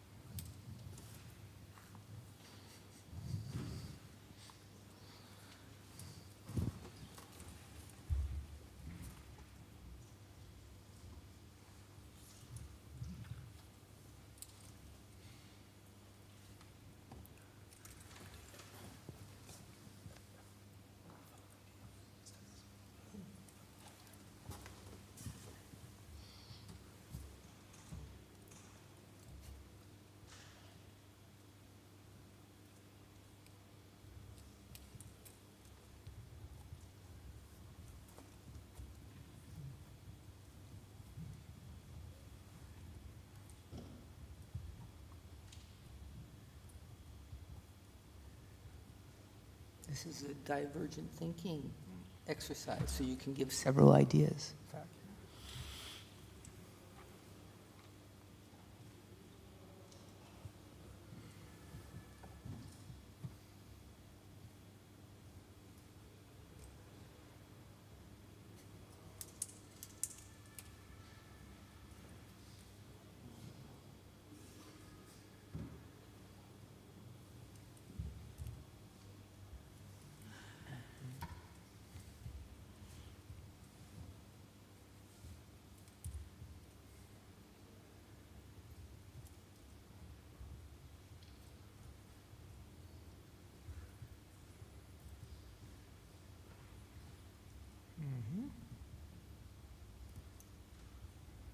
Okay.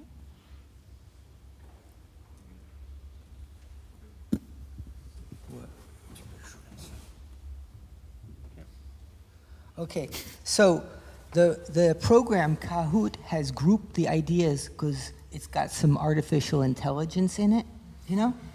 So it put ideas together without us doing anything. So we can look at a few different ideas here. How could games help improve and develop creativity?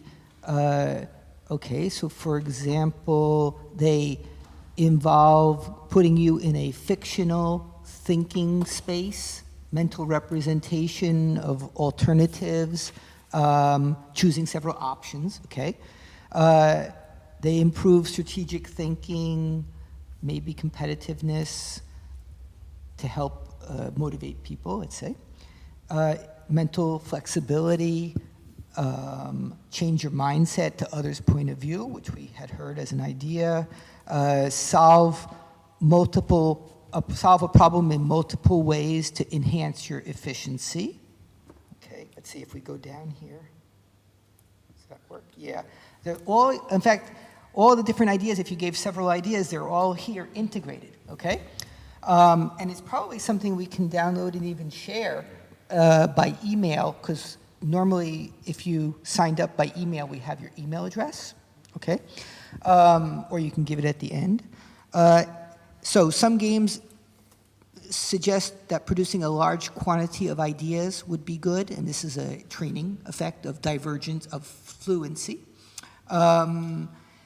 Maybe, let's see, so develop strategies,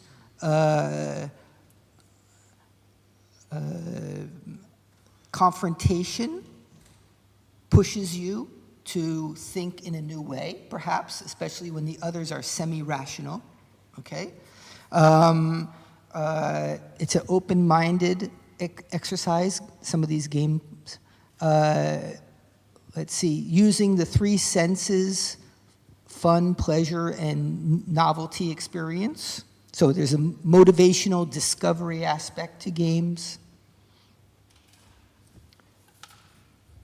Very good. I see that everyone's been very productive. And we'll have to, in fact, we can go through it, but the idea is we're going to try to collect these a little bit more than what's on Kahoot. We're going to try to use a little human intelligence to augment the artificial intelligence.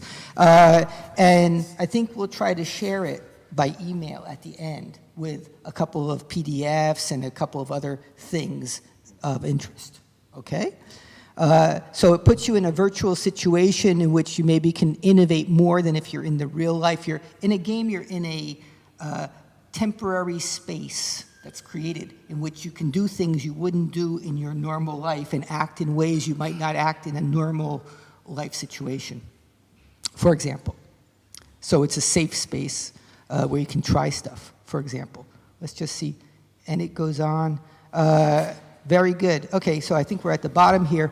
Try to solve problems, break the rules, enhance imagination. Okay. Let's move on with our quiz. This one's a little less inventive. What board game won the Asmodee 2023 at Cannes?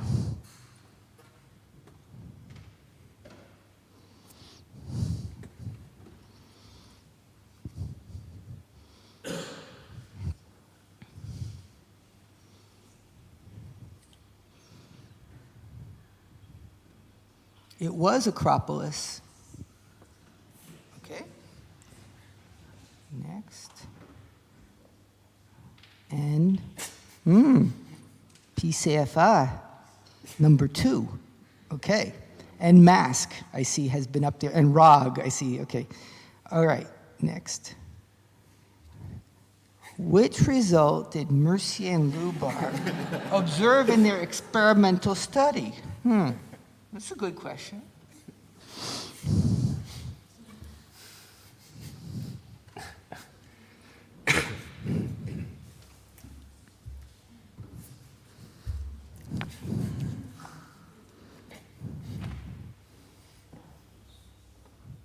The answer is improved originality, although many people think improved fluency and originality, which is not bad, but in fact, the creative game in that study did not improve the number of ideas, it improved the original quality of ideas, okay?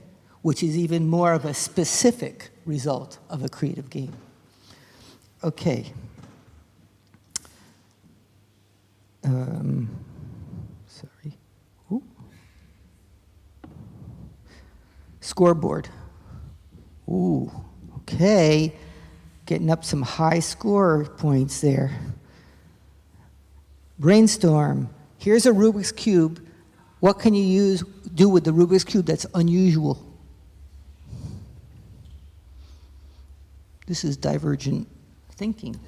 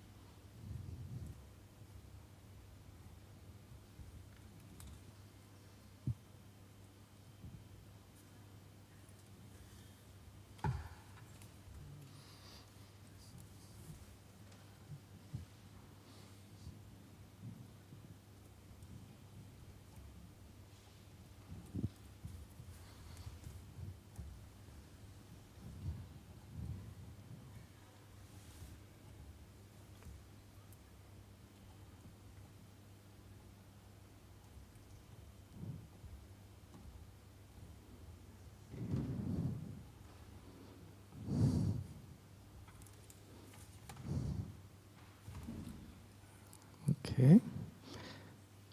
Here's some ideas coming.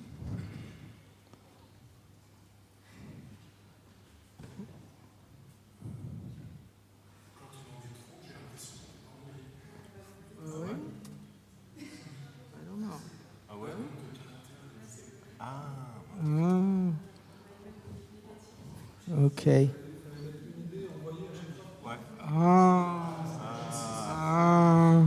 Okay. Well, let's just take a look at. Okay. We will learn about that specific mode of reply for the next time. Sorry. So we have here a projectile. Nice. A big day. A big dice. We can play, we can use it as a little stool.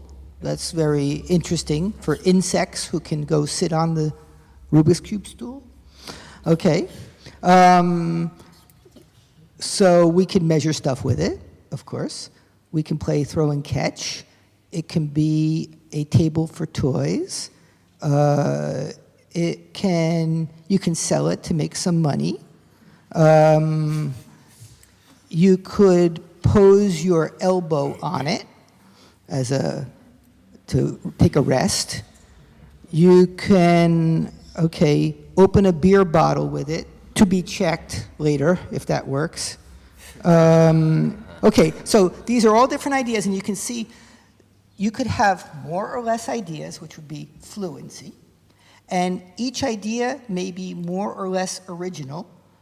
For example, the idea of throwing it perhaps is an idea that might come to many people. And some ideas are more rare and still doable. Because you could have an idea for the Rubik's Cube, which is not really a feasible thing to do, like to use it as a spaceship to go to Jupiter doesn't seem very feasible. Although it's highly unusual, it would not be considered creative, you see, because it's not doable, okay? So, we could vote, but I think we're going to skip on the voting. How? I don't know. Where'd it go, our... Oh, no. I don't know. That's a good question. Je sais pas.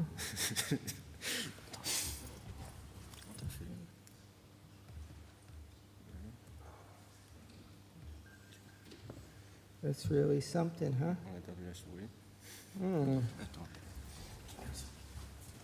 Oh, you have an extra mouse? Oh, good. Okay. While we're waiting, we have one more question, and then we'll have finished our game sequence here. Yeah. No? You don't have another mouse? This thing, the air mouse. You looking for this? For this ball? Is that a mouse? It can be. Yeah, it looks like a joystick. Oh, it's got that controller on it. Maybe. If you have. Sinon, c'est peut-être ça qui fait bugger. Attends. Ah, il n'a plus la souris. Ah, si, c'est bon. Oh, good. Okay. Okay, great. So, just the last question. What's better, board game or video game?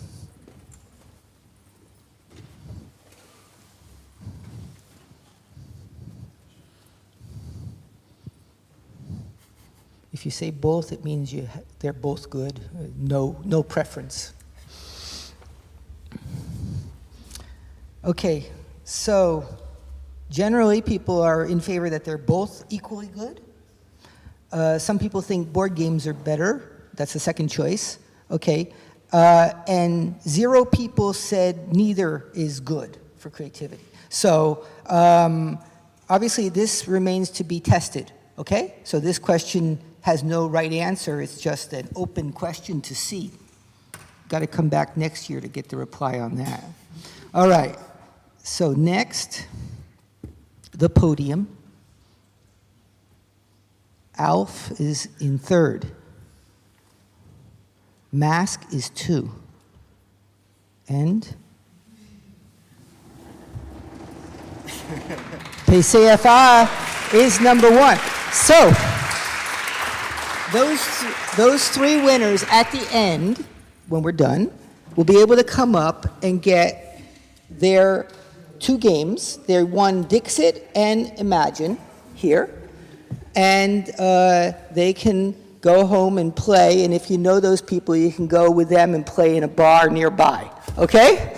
So congratulations to the three winners. Okay, how do you win? Well, on the questions which had points, you had to get the right answer quickly. On the questions where it's like, which game is good for creativity, there's no right answer. It was a discussion item, okay? So now, we are going to finish up in just a couple minutes, but I would like to invite our panelists to come on over for one last minute.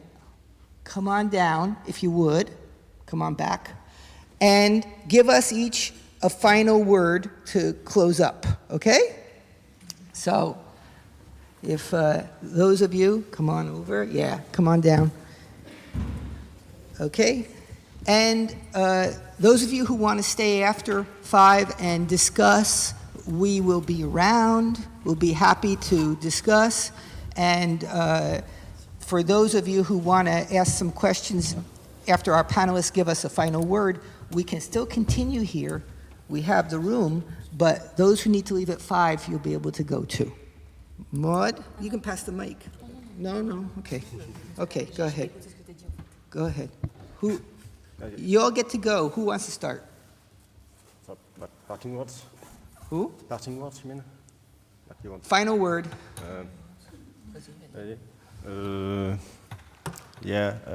I need to finish my thesis, so pretty sure next year you're going to have a lot more studies up, because I have no choice, basically, because if not, I'm going to not get my thesis, so be sure to, expect way more work to be done in the next year or so.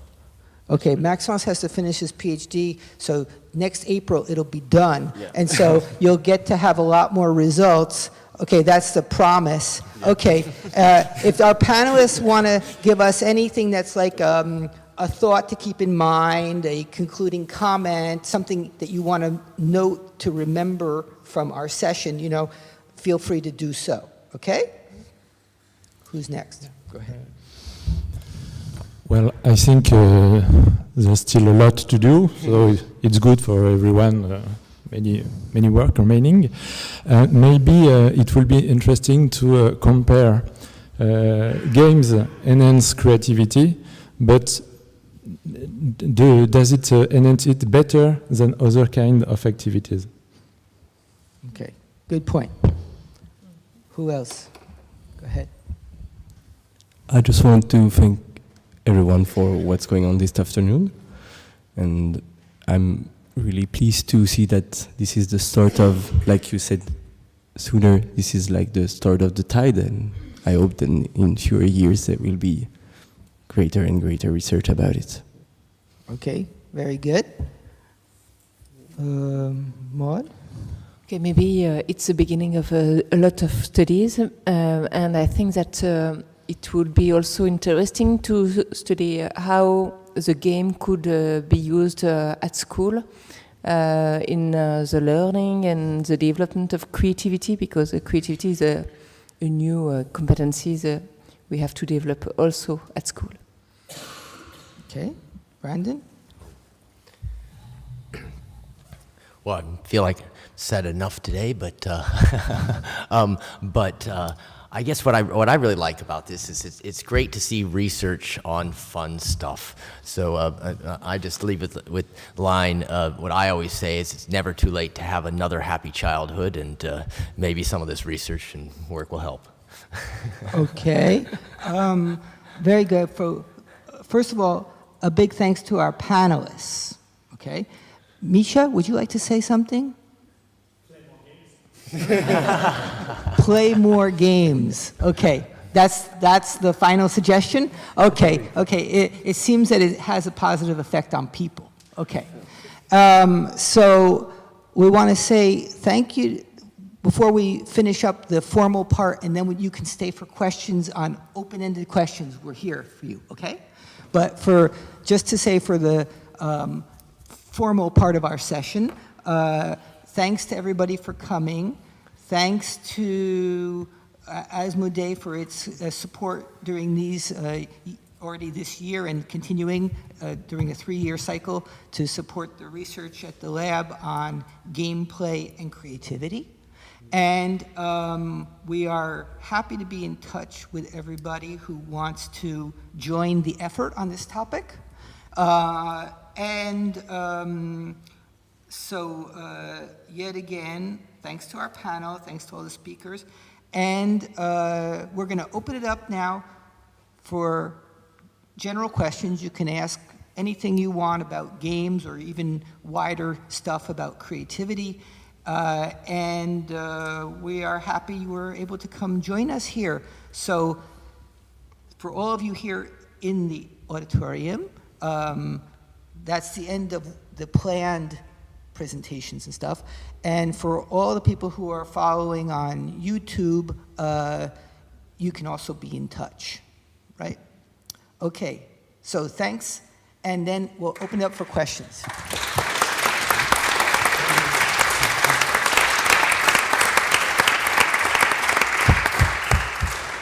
Okay, so it's open. You can even ask questions to our panel, you know? You can ask anything you want about anything related to creativity. If you have questions, feel free. Anybody? Yes? In video games, there is a famous effect that is called Proteus effect. Mm-hmm. One who don't know this is when we are modeling a virtual character, and so our psychology gets altered for a few hours after having downloaded the virtual characters. Mm. On another side, creativity is enhanced when we play some roles like improvisation. So, what would you think about the place of board games between these two opposites?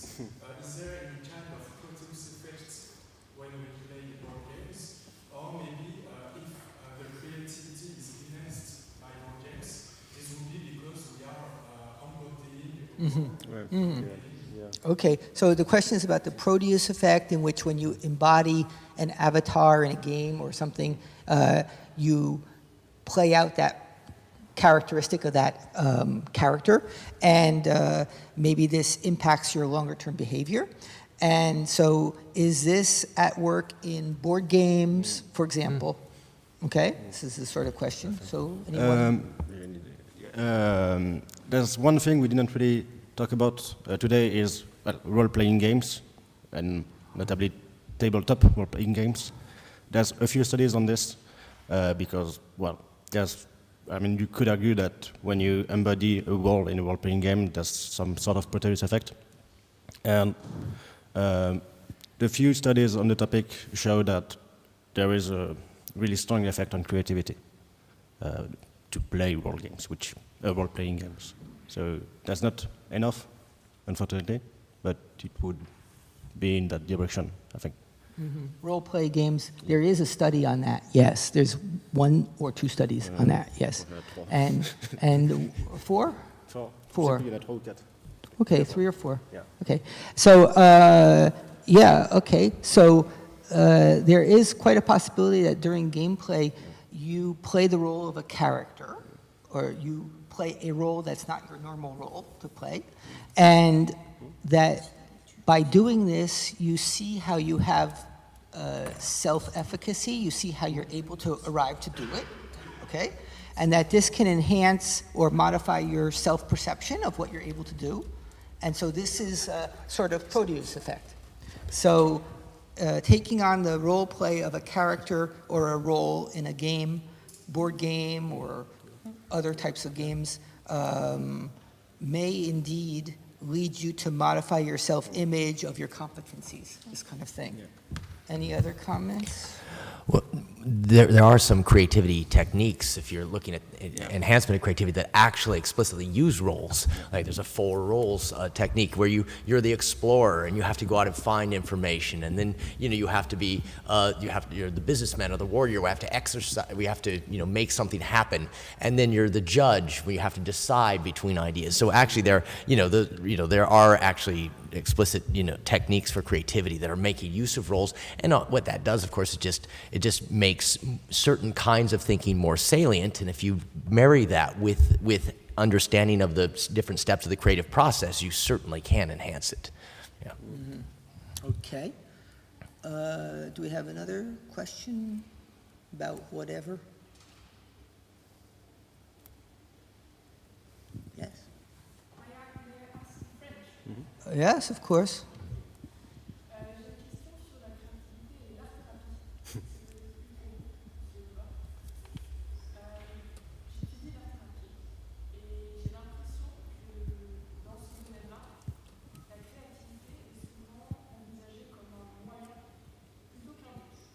Mm-hmm.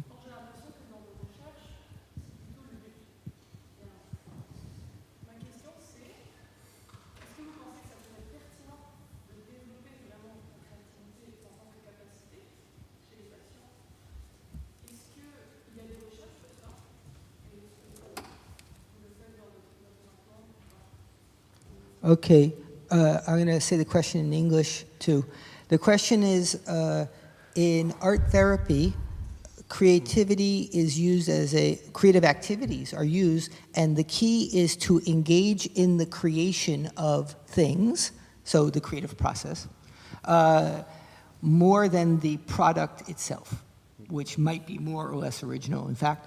And in the research we presented today, we were focused on, do you generate original ideas? So we were focused on the creative productions.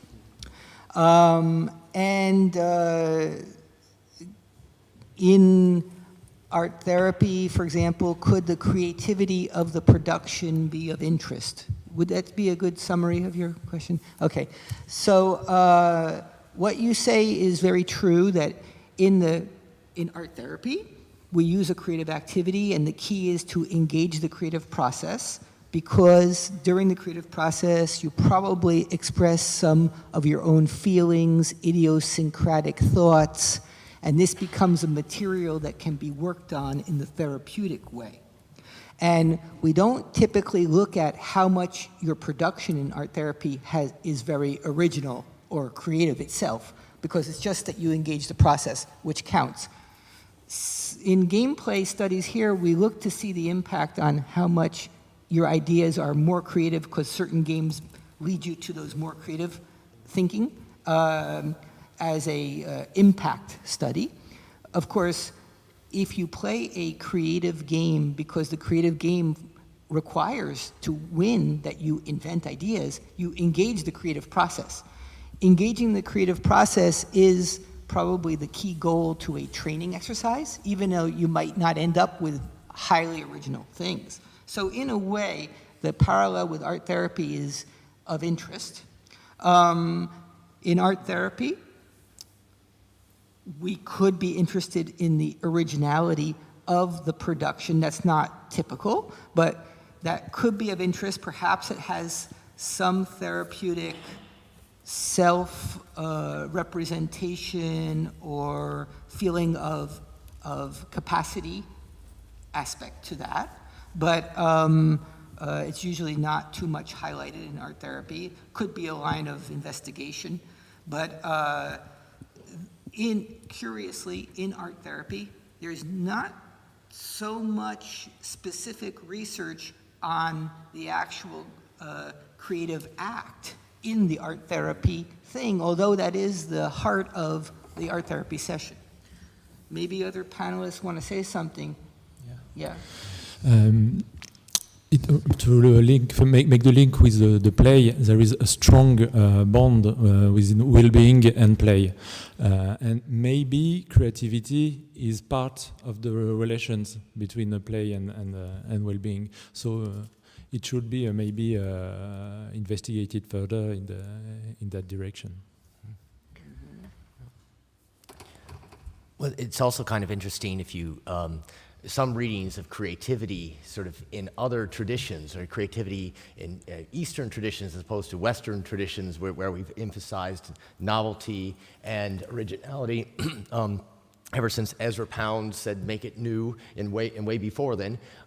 But in some Eastern traditions, you know, it's a stereotype, but it's more emphasis on the process. They don't have as much of an idea that you're going to do something entirely new. They look at it's more times circle rather than times arrow. So they're saying, you know, that they have to breathe new life into old forms. So it can be more process.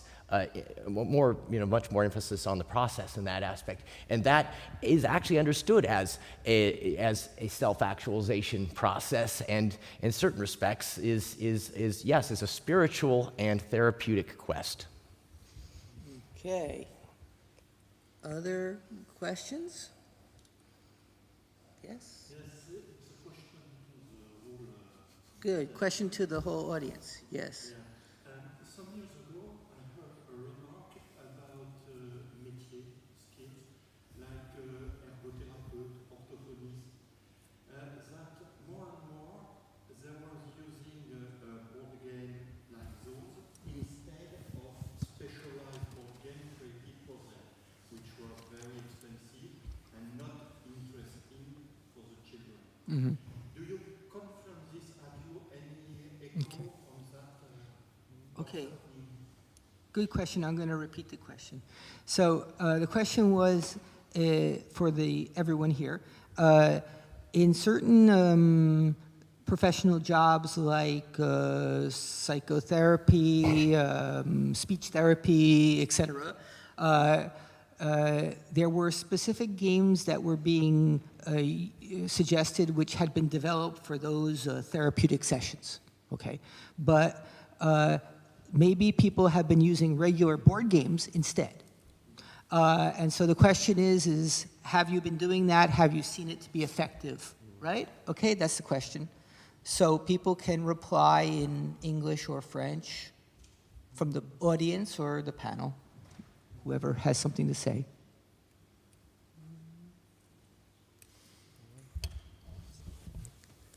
In my experience, I meet like maybe every day people that at the place where I work are asking questions about this.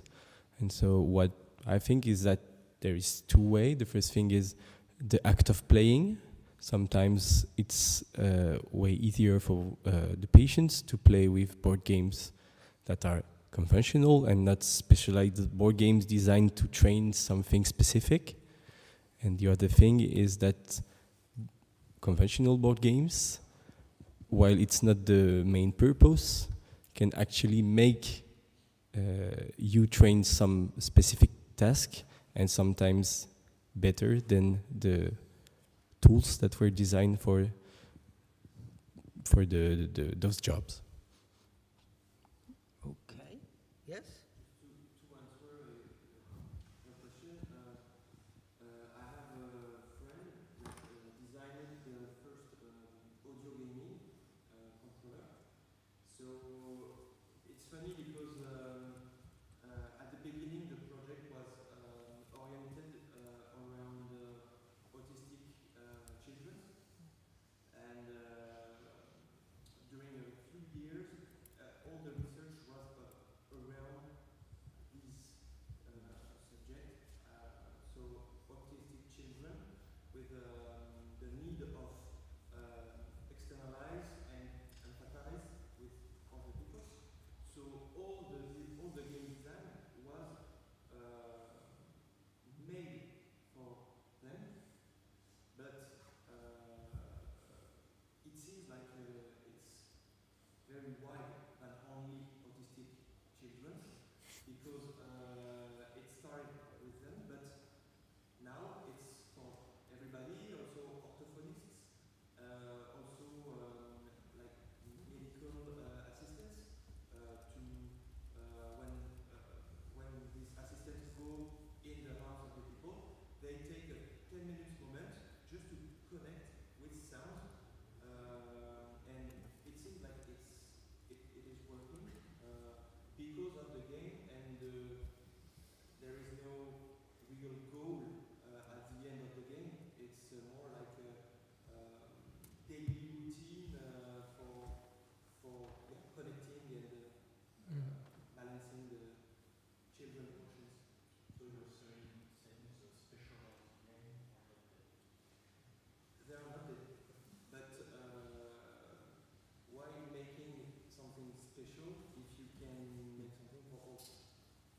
Okay, so the comment was a remark about a game that was created in particular for autistic, people with autistic issues, problems, and finally it ended up to be useful to a wide audience.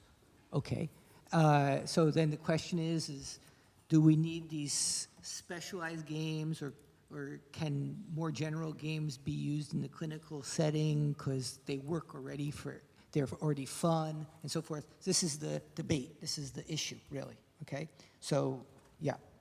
Okay. Any other question? Yeah, you want to say? I want to say something about that. I'm thinking about the game Feelings by Jean-Louis Roubira, the same as Dixit. It was a game designed for using in the... Jean-Louis Roubira is a psychiatrist, so it was designed first to use in therapy with teenagers. But as the game is good, it can be played by everyone. And I think, my thinking is if a game is good, it has a therapeutic value. Mm-hmm. Okay, so I just found out that it's perhaps time to finish up our session today. So if you want to be in touch, don't hesitate to send by email and so forth, and we'll try to give you a little feedback by email or resources at the end in a couple of weeks. And so, thanks for coming, okay?